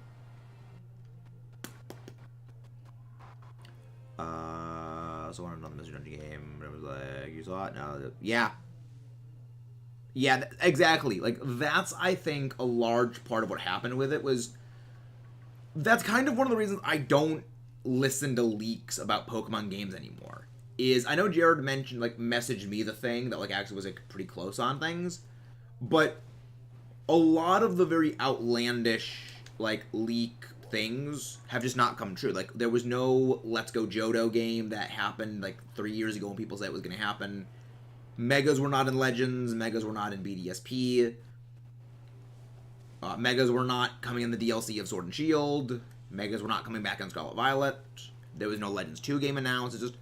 There's been a significant number, a growing number, I guess I should say, number of incorrect leaks that have been going on for the past, like, 2-3 years, that really anything mentioned in the same vein as leaks being a thing, I just kind of immediately hard discount, because they've been very outlandish, and they have been very wrong lately.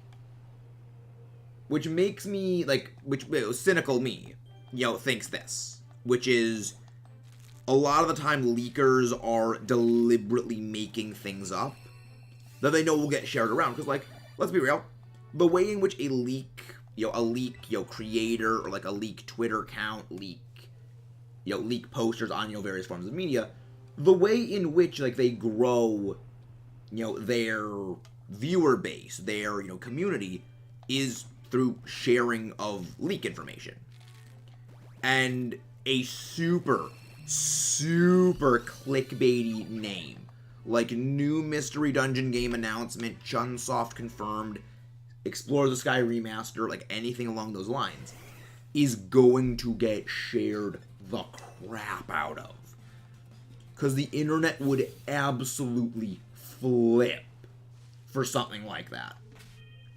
Which is why, again, like super cynical me jumps to that line of thinking. Because, again, that was, like, shared everywhere. It was all over Twitter. There are two things, as I was up before, the other probably not going to do. The Truth Mystery Dungeon rumor. Dude, the Kid Icarus Uprising, really. I don't think Uprising is going to get a remake for a lot of the same reason as, like, remaking a game like Fossil Fighters. It's very difficult to map some of those things to, like, a docked version. I think Kid Icarus Uprising Remake is a little more reasonable, though. Because, like, you can have the second circle pad. Well, the circle pad could be replaced by the joysticks. And then, like, the touch screen could be replaced by, you know, the other joystick. Splatoon 3 Pokemon. For what's the question, Red Ninja? Not sure I follow. Yeah, I love Uprising. It was a great game. It's like, it's so witty, so entertaining. It was great. Uprising was like, one thing I remember part of played every night together for 2 years. Sakurai did say maybe on the video. Like, it did work. Yeah, but I'm pretty sure Sakurai also said, like, he doesn't think another one's coming out for, like, another 25 years or something like that. I remember Sakurai himself did, like, publicly comment he doesn't think there is going to be, like, another Kid Icarus game. Because one of the main reasons why, like, Kid Icarus Uprising made such an impact was that it had been so long since there was a Kid Icarus game. And if you made another Kid Icarus Uprising, like, the game was completely untouched. There was, you know, a huge wealth of stuff you could pull from for ideas. And I don't think they could do that same kind of scale with a sequel. A remake, I think, is possible.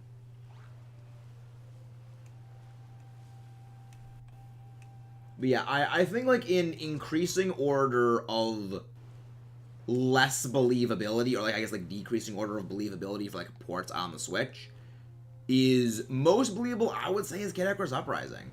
I think it's a bit out there, but I think it's at least, like, plausible. Then, like, behind that, Midrange Explorers, I think it could eventually happen. Like, eventually, maybe, but I don't think it's real. Like, if I was a betting person, I would say, like, the odds of getting a remake of Mystery Dungeon Explorers is, like, 1 against, like, 10,000.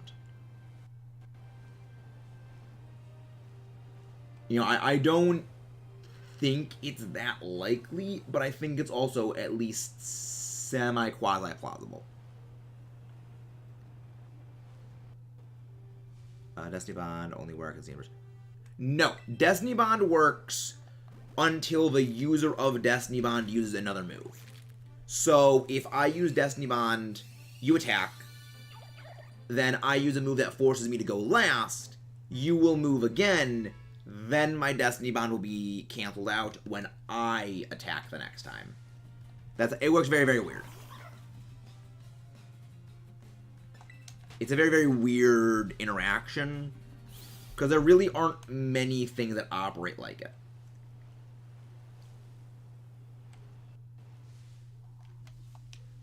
Alright. Yeah, I think it's possible. I think eventually it is somewhat possible, but I also do think it's a bit unlikely. The main reason for it is, like, Pokemon games generally don't get re-released, like, that often. Like, Mystery Dungeon DX, I think, is probably the only, like, spin-off remake we've gotten in a while that isn't, like... Again, like, New Snap is, like, a sequel, kind of. It's like a weird, vague area. Yeah. I mean, the only thing that I feel is a bit of a strike against an eventual remake of Sky happening, at least soon, is, from what I recall, Rescue Team DX either didn't sell super duper well, and or, like, the reaction by the community was, like, very, very downplayed, that it was more like, we wish it was Sky, and it didn't, like, do as well, which I think might be the only thing that kind of, like, is a bit of a gap for a remake of Sky, where it's like, okay, we released a Mystery Dungeon game, it didn't do that well, maybe redoing Mystery Dungeon Sky isn't the greatest idea, even though the entire internet is basically screaming, do Mystery Dungeon Sky. I think like that's kind of the only stopper to Mystery Dungeon Sky getting like a true, like, the only realistic stopper to it, I think, is that DX did not perform super well, I guess is probably the best phrasing I could give that. Remember in class, I had 0 work, found 2 training ruffle, let's hit public. Nice! Always fun when that happens.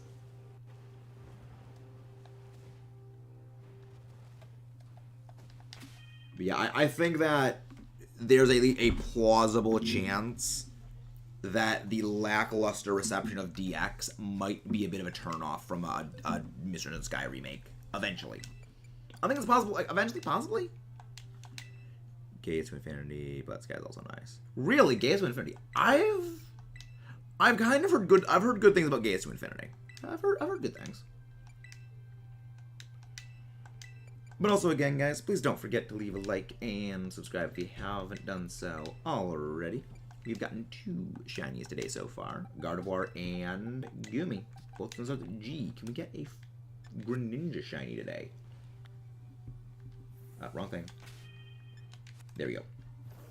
I had to just scroll the thing down. Yeah, we've been kind of coming here to not Territory Forest.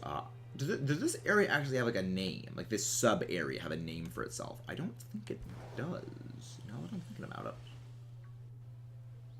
Nope. I would really like to get a shiny of the Fomantis family. I love those. Then again, I probably would hunt those with 0 speed IVs for Trick Room reasons. So there's that. Hey, Jays, how you doing? Mr. Dungeon was really good too, and I'm going to talk about it. What was the one with Megas? So I remember like Gatesman. I don't remember. I never played either Gates to Infinity or Super, so I don't know which one's which. I remember like one of them. Can you like recruit Wigglytuff from like Wigglytuff's guild?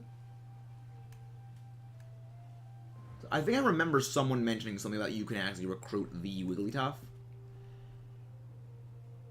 All the super underrated. All the Mystery Dungeon games are top tier. It's called. So thank you very much for that, Pixel.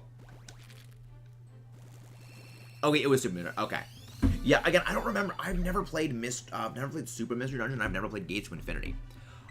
I remember hearing something about in one of them you fight like an evil snowflake, and your partner is like the reincarnation of Mew, or something like that. Again, like, I mean, games get a bit out there. Granted, it's probably not any more out there than you come from the future to save the world in the past. I had a full semi-meter for over an hour. Was everyone just keep losing? Was it loss after loss after loss, Mud? Yep.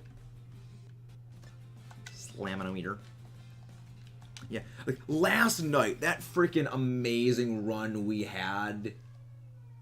That amazing freaking run. Where we were just, I got the Hydra. We were on Ouroboros. And it was just charge up. Charge up. Is just freaking.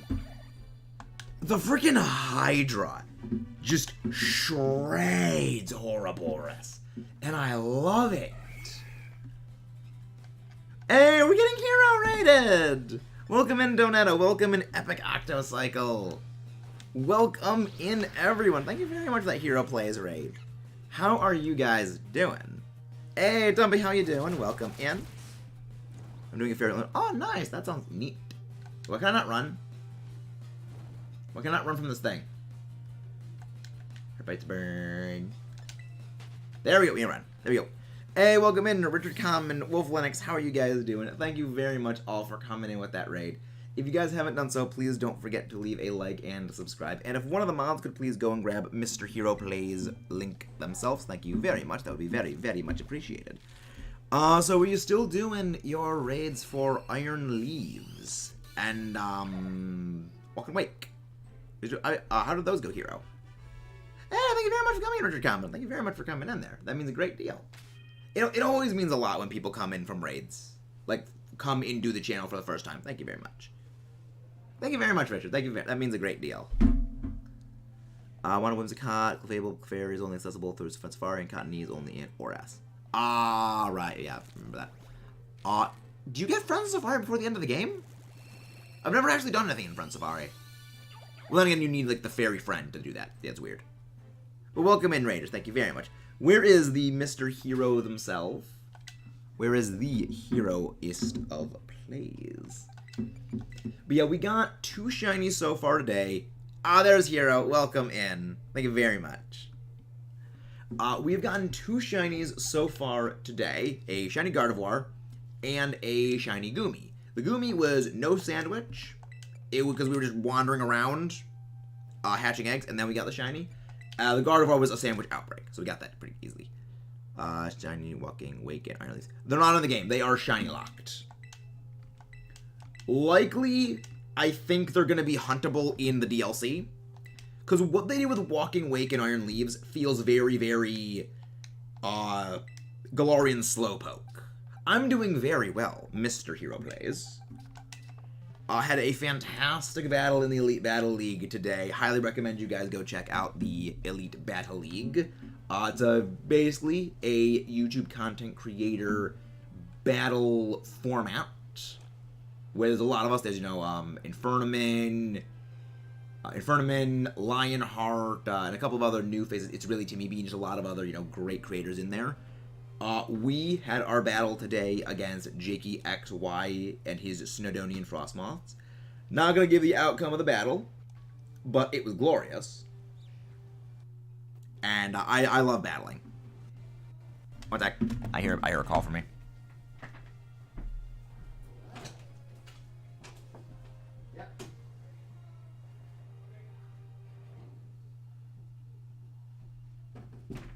All right. Hate to raid. Okay. I gotta go do something for like a minute or so. I will not be gone for long. So, let's just have a picnic and let's watch Volk run around in circles.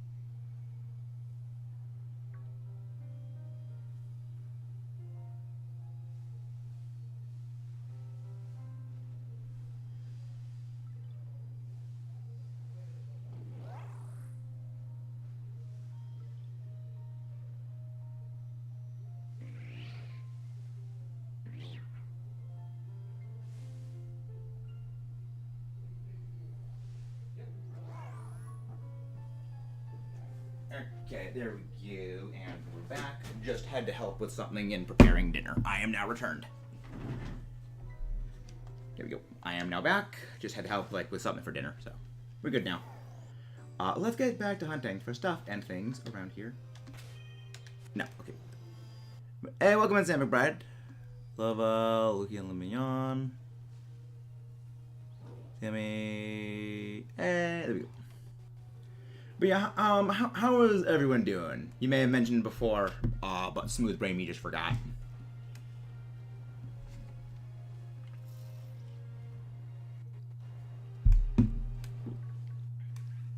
No, okay, no, it's not shiny.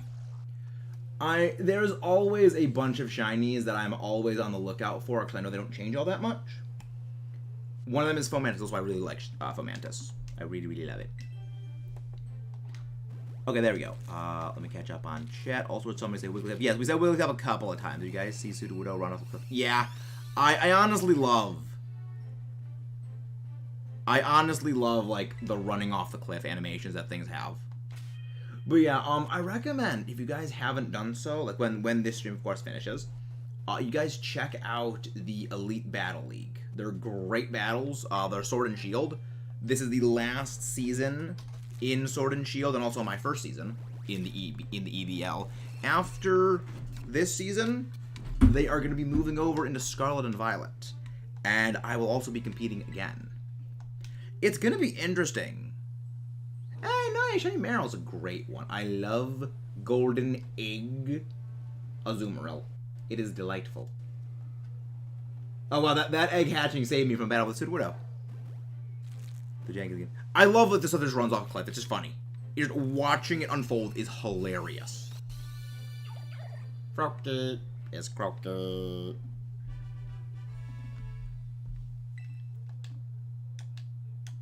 And yeah, because we got 2 more eggs. Yeah, we've gotten a couple of shinies actually. Actually, ooh, I just remembered something. It has rolled. Wait, was that? Wait. Oh my gosh! Yes! I thought I saw a shiny fortress. I thought I saw the shiny fortress. Like, yes, it was.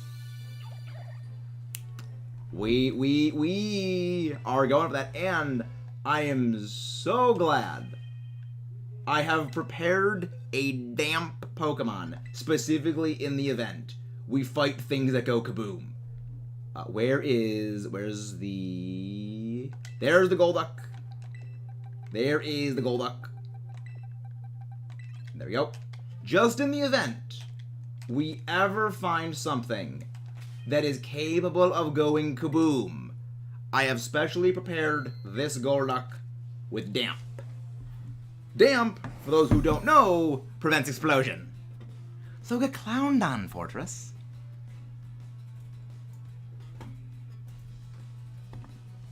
Larger ball. That's 2 gold shinies in one day, by the way. Spherical. Just as we were talking about the golden egg that is Azumarill, we got the golden ball that is Fortress. We already have a shiny Fortress. Damn blocks explosion. We already have a shiny Fortress. So, this is going for the giveaway trades when we eventually do the shiny giveaway. So, yeah. Shiny Goomy. We found a shiny Goomy earlier today. Get the ball. Yeah, we found it while we were actually making our way to Lake Casaroya. Yeah, you can't use explosion on me. See? You can't. You can't go kaboom.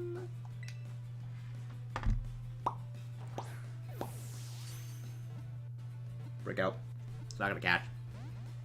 Unless it does the wiggle wiggle shake shake for a critical catch, it's not gonna catch it.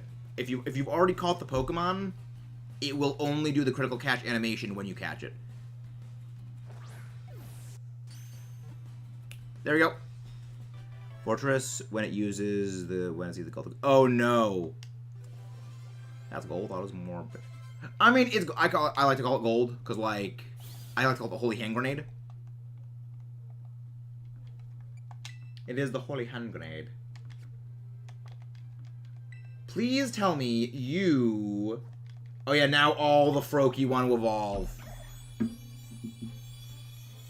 Now as we mash B through every single one of these, because we just got the Shiny Fortress, and they all want to evolve. No.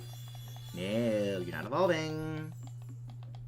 I will not allow you to evolve. Yeah, 4 of them. So this is 3. And now the next one, this is the last one. Yeah, I wish there was a way to disable evolutions. Like, that is one of the few changes that Legends made that I actually really liked, was you can choose when stuff evolves, even if the level up evolution. Like, I actually did legitimately like that. I will inspect your IVs later.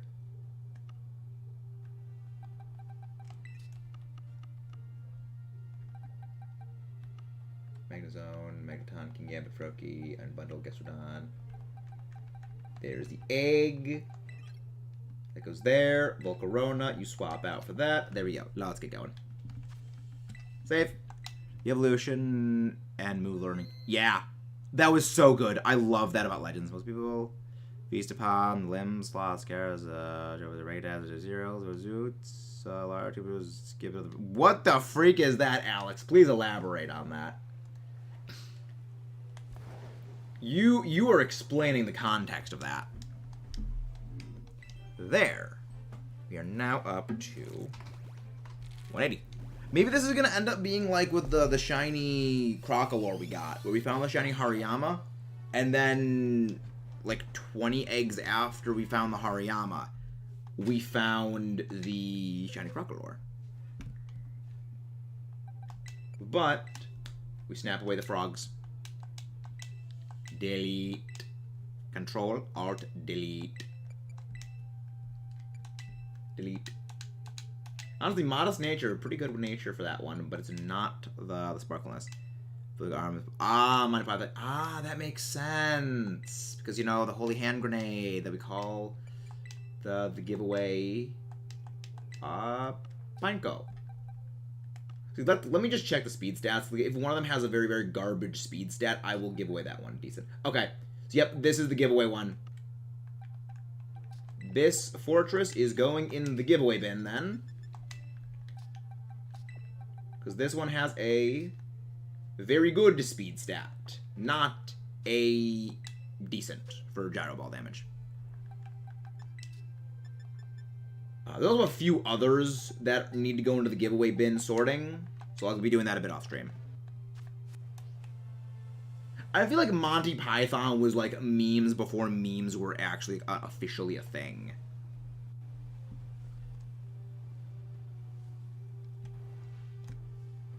Because like it kind of established the vague, basic concept of a meme.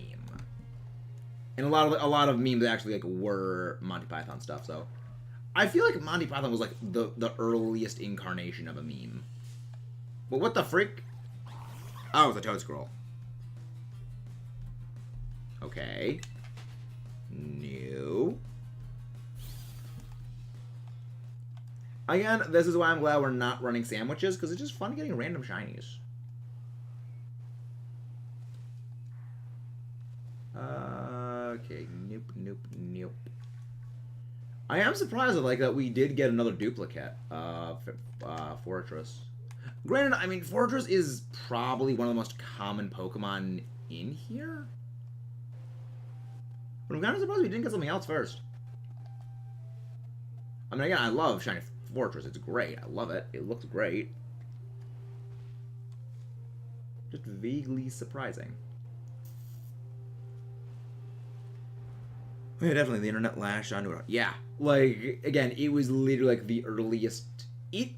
I would not be surprised if, like, the template of memes had its start with Monty Python. Because, like, Monty Python is just hilarious. Oh, I actually now I remember what I was doing before I got sidetracked by Now I remember what I was doing before I got sidetracked. I was heading back to Porto Marinata to go check my auctions in the vague event, we got another Apricorn Ball. Because earlier today, I did have a Friend Ball auction. I just like checking the Porto Marinata auctions every every day that it rolls over, because the auctions re-roll every 72 minutes, which is a full in-game day. So those are also the only way of getting the Apricorn Balls that is not fishing through the 1 in 1,000 chance of getting them via the freaking Ace Academy tournament. Which is kind of annoying. But that's just what we gotta do. If we want to get those Pokeballs for Pokeball styling, we gotta fish through the lottery. Next, the good thing is, like, just put some chapstick on again with all these hatches.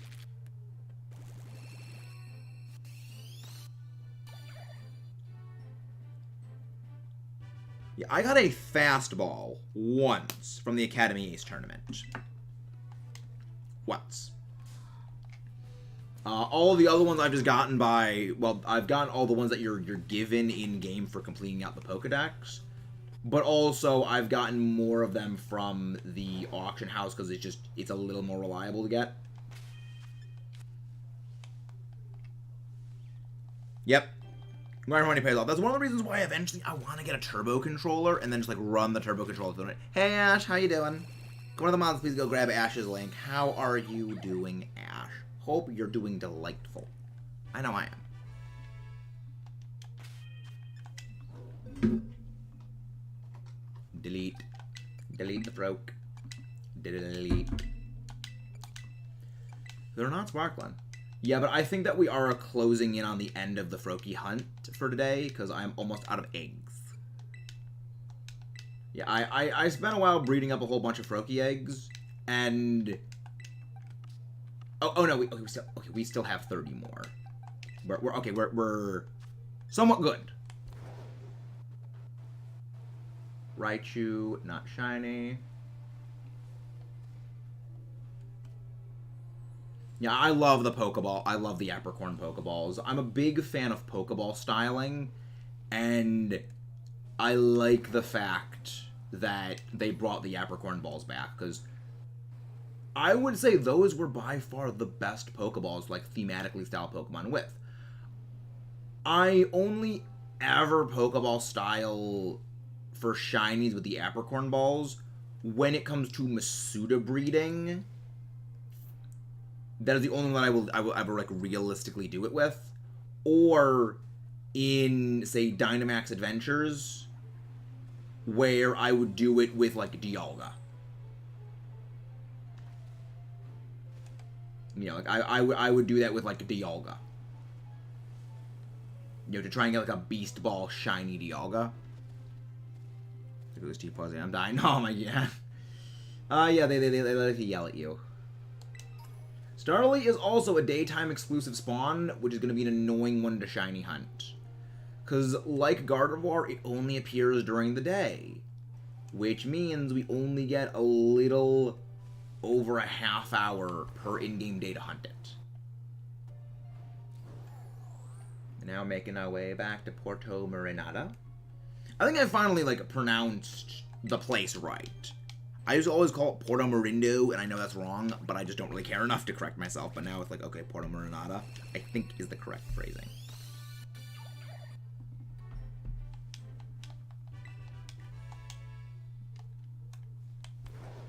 Hello, Vaporeon. Move out of the way. We already have you shiny, and we already have a second one of you shiny, so it just went into the giveaway bin. Egg is hatching. Yeah, I'm trying to figure out, like, Tropius is eventually going to be a shiny hunt that I'm going to have to do. I kind of want to work on getting the shinies that are new in Scarlet Violet done first.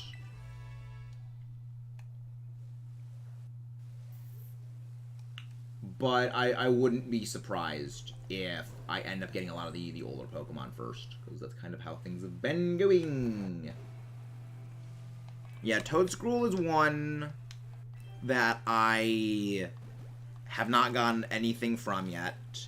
I have not gotten Silazar.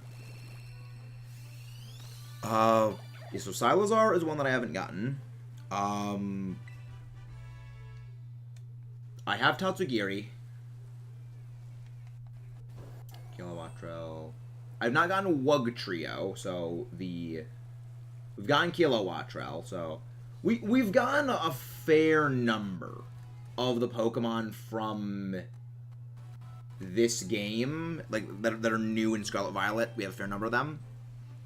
There's a few we're missing shinies from. We're missing shinies from the two starters, from the two other starters. We don't have a shiny of the Meowscarada or the shiny Quaxley family yet. We have Palmy. We got Palmy. We do not have a shiny Farigarath family member yet. We do not have a shiny Bramblin family yet.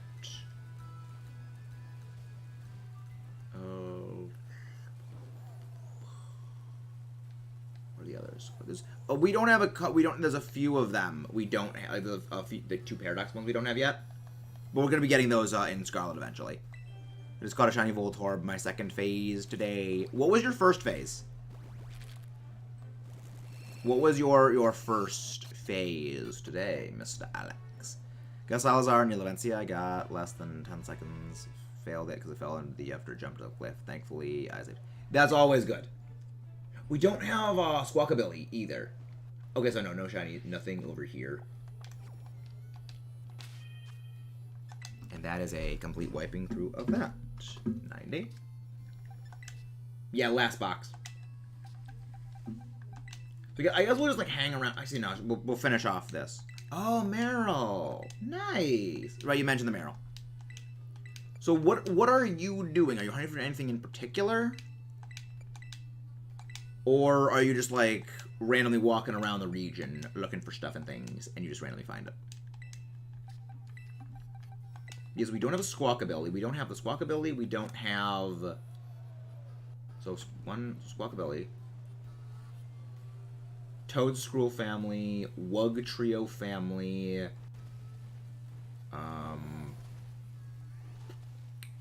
Two Paradox Pokemon. There's a fair number of Pokemon that cannot be shiny hunted that were newly added in Scarlet Violet. So, you cannot hunt the Goldengo family. Yeah, so I know that Scarlet Violet added 107 new Pokemon. Yeah, 107 new Pokemon were added with Scarlet and Violet.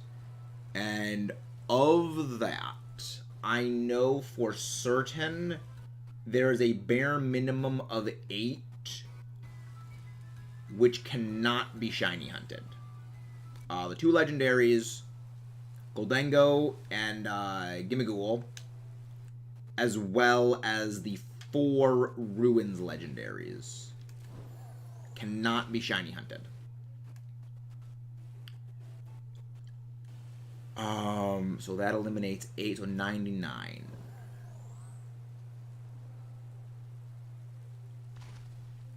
There's definitely been a number we have not gotten yet, but I'd say from most families, aside from... There's a few we've actually gotten. There's a few... I kind of want to make a list of this then, so I know... Yeah, I still have not... I've not gotten to... So, well, out of, you know, again, the 99 that are there, lowball it to, like, say, half of all families are, like, F2 stage. I always do a lowballing to half assumption. Whenever I'm calculating for, you know, okay, how many Pokemon evolutionary families are in a region, I will always, okay, take how many Pokemon are in there and then just divide that in half. Because there's a lot of Pokemon that, you know, do have 3-stage evolutions, but there's also a decent number of them that don't evolve at all. And, like, the best way of approximating for that is, you know, basically just take off all of the legendaries, then divide it by half. So just taking out all the shiny apple Pokemon, you know, there's 99 of them. Then, okay, chop that in half, so about 50. about 50 evolutionary families. And I know for certain there are 4 families we have not gotten a shiny of. 5, actually, Salazar. So, I would say we have a solid minimum 35 families of shinies. Families from 35. We have shinies from 35 of the total total Paldean families. That is what I was trying to say. But words are hard. Again, it could be a little bit off, but I think of just a back of the envelope calculation. I think that's probably what I'm at.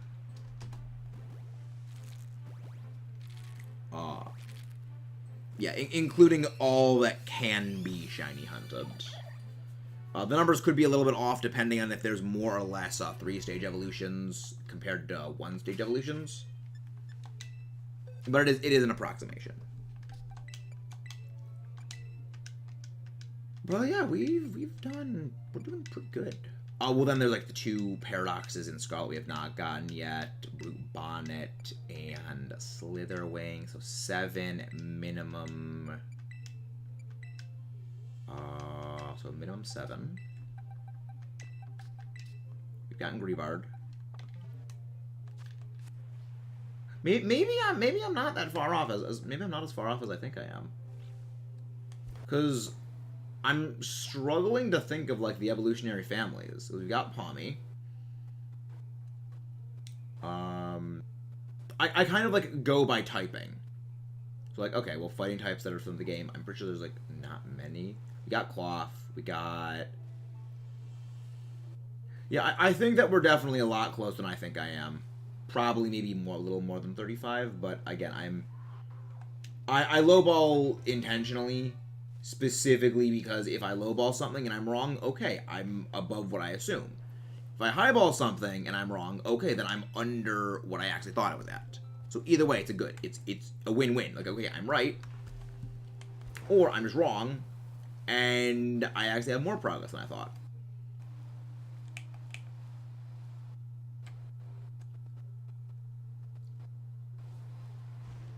You know, always best to assume the lower end of things. Except when it comes to, like, Pokemon, I assume the high. When it comes to, like, damage calculations, I assume the higher end, not the lower end. Yeah, I think this Greninja wants to try to beat the number of eggs it took to get the other shiny. And I don't like that.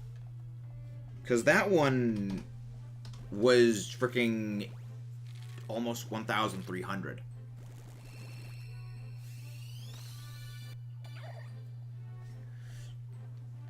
Yikers.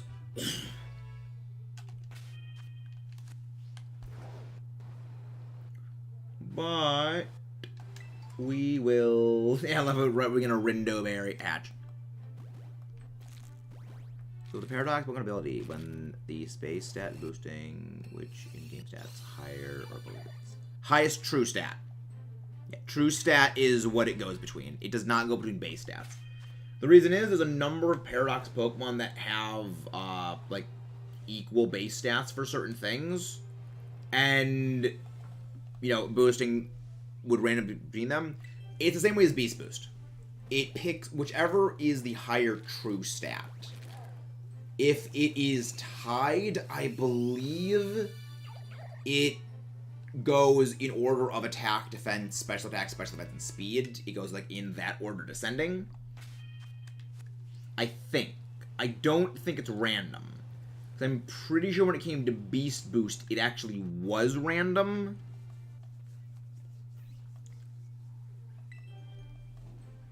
Why Pixel? What were you thinking of doing? Were you thinking of making, like, a defensive version of something like, say, Fluttermane and then picking up an attack boost? Yeah, no, it goes by true stat.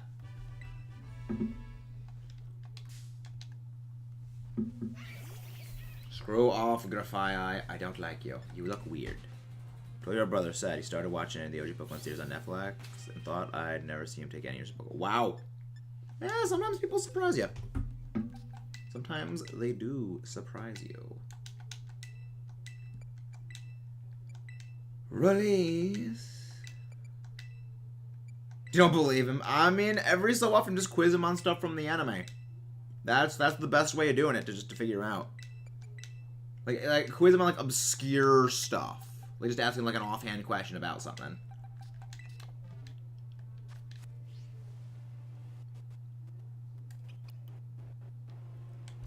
Yeah.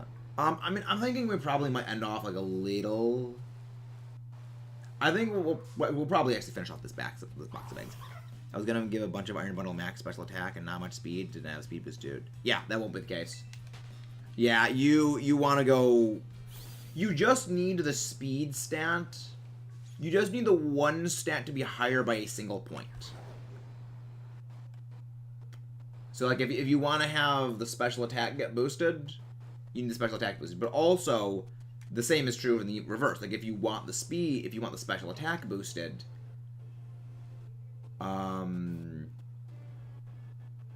Yeah, it's very, very, it's a little weird at first, but yeah, there's ways of like tricking it out. And I remember this because there were people that when it came to freaking shiny, not shiny, like game to like just stack Attacka in Sword and Shield, and I mean not even just in Sword and Shield, but also back in Ultra Sun, Ultra Moon, they would find stack Attacka with a very, very specific IV value in defense, because that way, with the right nature, you could actually get stack Attacka's attack stat higher than its defense. So Beast Boost would activate on its attack, not its defense. It was very, very weird.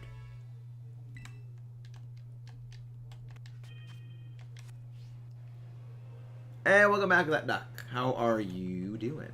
Hope you're doing very, very well.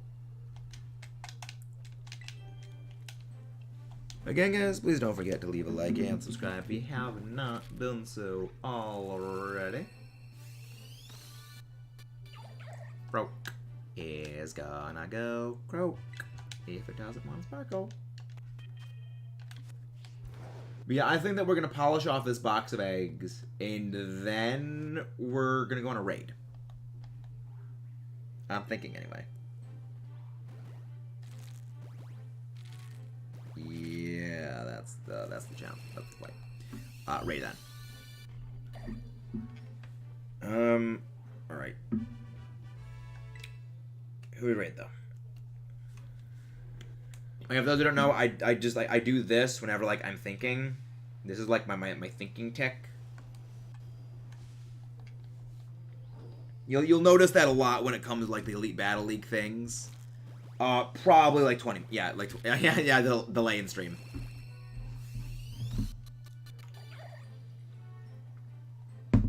Sometimes the stream delay is funny like that.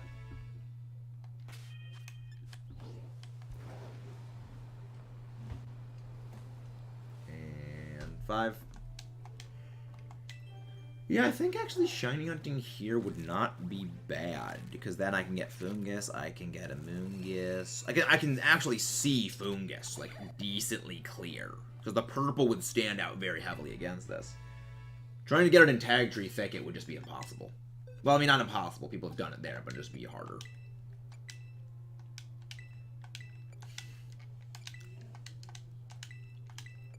No good. I love how, like, again, I'm so glad that I bred all these things to have a no good physical attack stat for foul play purposes. Delete.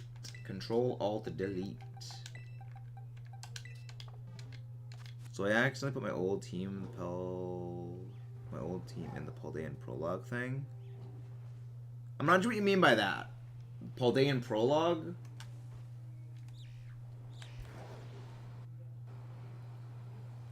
I'm not sure I get what you mean by that.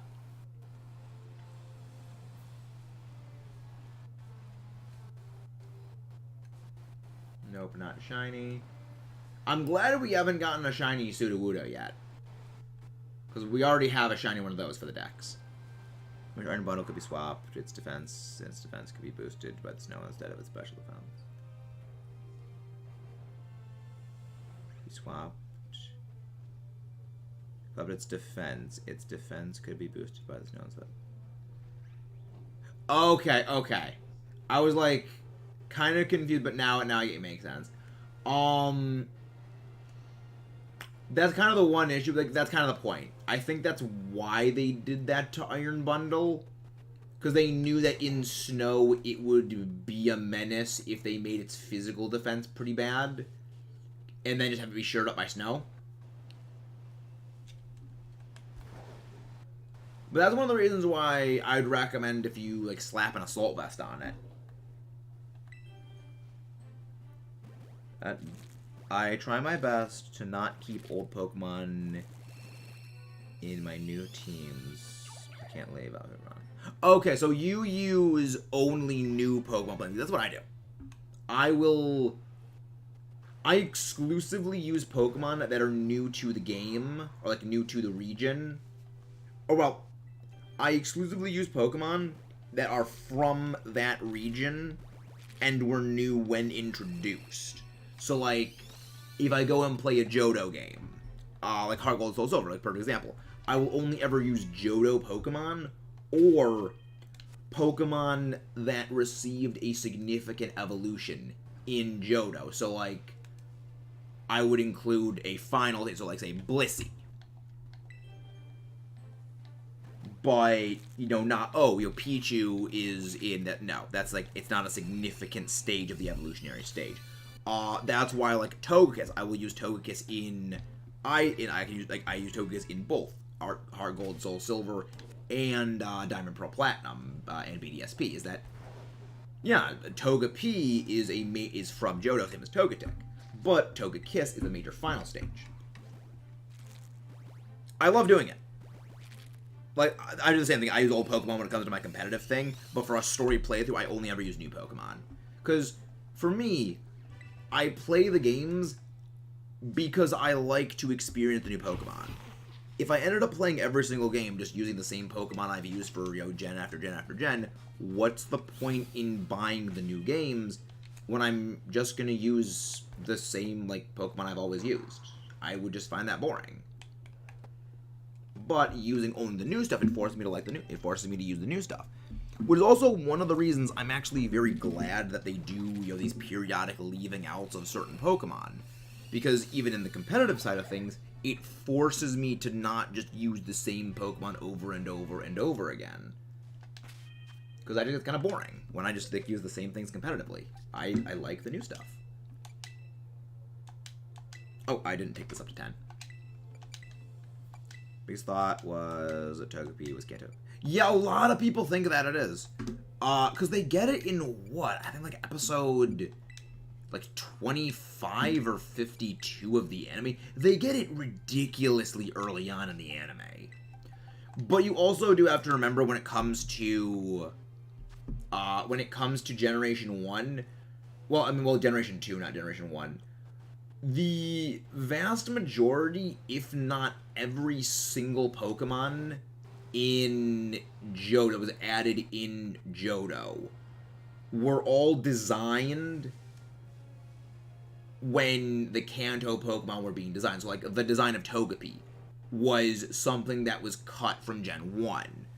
Same with Ho-Oh and a bunch of other Pokemon. Like, again, every single other thing were all axed from Gen 1. So, that's one of the reasons why you will see a couple of Johto Pokemon here and there in the Kanto anime, because they all were designed, and they were all things that, like, Game Freak had. A few exceptions existed here and there, like, Lugia. Lugia was made just for the movie, and they eventually incorporated that into the game.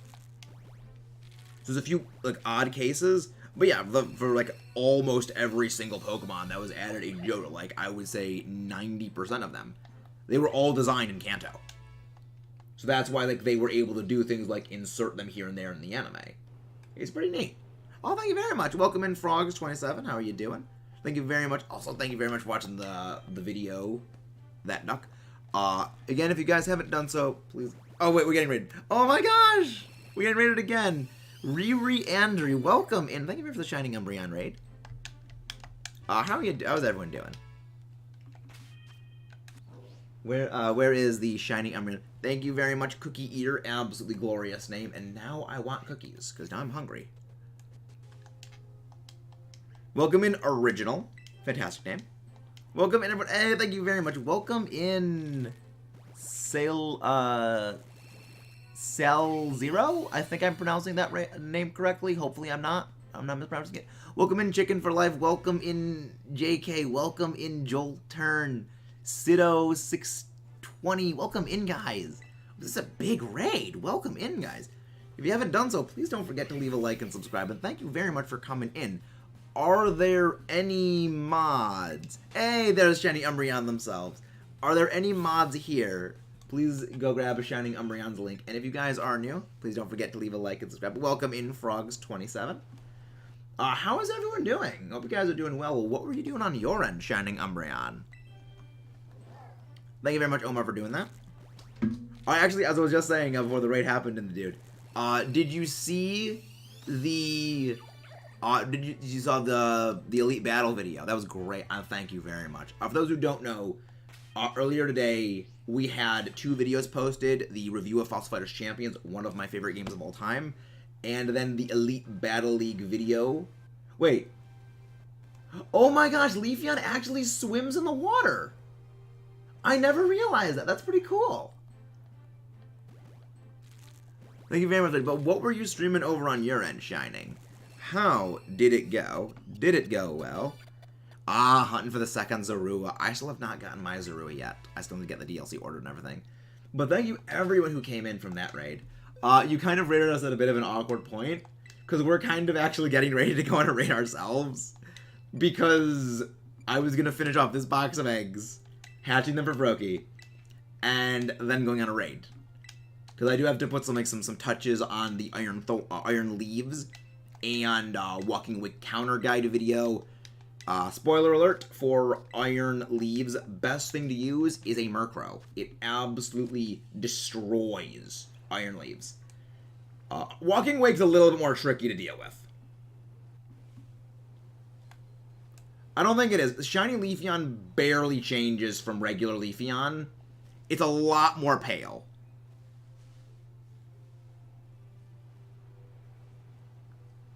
Yeah, it's a very, very much more pale one. What do you mean, Chickens for Life? What do you mean, join? But yeah, we were gonna actually go on a raid right when all these eggs ended. Which means I should probably get finding a raid target. We got 3 shinies so far today. We got shiny Gardevoir, shiny... third shiny Goomy, and a duplicate shiny Fortress, which shiny Fortress goes into the giveaway shiny bin. I do not need it for the living decks. I already have one in this game, so that's going to be given away when we do the shiny giveaway.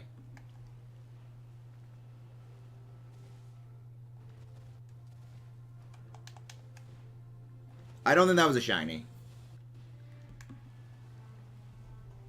What about I got the entire shiny Eevee evolution family in the wild, hunting Eevee itself, going multiple shiny Eevees. Wow, that's a lot. We need to hunt the Eevee family, and I'm honestly going to wait until I get an Eevee outbreak outside of Medali before I hunt that freaking thing, because I do not want to go crazy. Then again, I already am. I do competitive Pokemon after all, so I am crazy. I don't really name my shinies. The only Pokemon I ever really name are Pokemon I use in competitive. And even then, I don't really name those. I will check. I don't think that was shiny. I don't think that Leafeon was a shiny, though. There we go. Click the fighting type thing so I can get that link to the page. And then I'll go click the grass one on Cerebi. Cerebi is very helpful. Very, very, very helpful. No, what? No, I clicked the thing to go to the fighting thing so I can go to the grass thing. Thank you. Grass. Gen 4. Thank you. Froakie, it's not shiny. You will be defenestrated for not sparkling, Froakie. I just want you to be slightly, like, pale. You Leafeon. No, that wasn't shiny. Yeah, the body is darker. Yeah, the leaves are darker and the body is darker on the shiny. This was more pale. The normal is more pale, the colors are deeper on the shiny. And one more egg, and that is going to be all for this batch. I know. I had a former friend, and I say former friend because they were someone who used to gaslight me. They made that same joke. Oh, look, it's not shiny. Yeah, this thing is really pulling to try to beat the number of eggs it took us to get our shiny first one. Because we're doing shiny living decks. We already got one shiny. However, we need to still get the other two. And the first one was 1,262. It was 72 eggs. So well over double odds. And I'm guessing this one wants to beat that. But that is all we got for today. I will turn off the replay buffer. Let's go and do a Mechanized Max's raid. Should we get my Switch with Shiny Race? No, Foxy. We are ending off. There is no time for shiny racing right now. Though, as entertaining as that would be. Okay, let's go find someone to raid. Newest lab simulator, Kaizo Iron. Actually, ooh.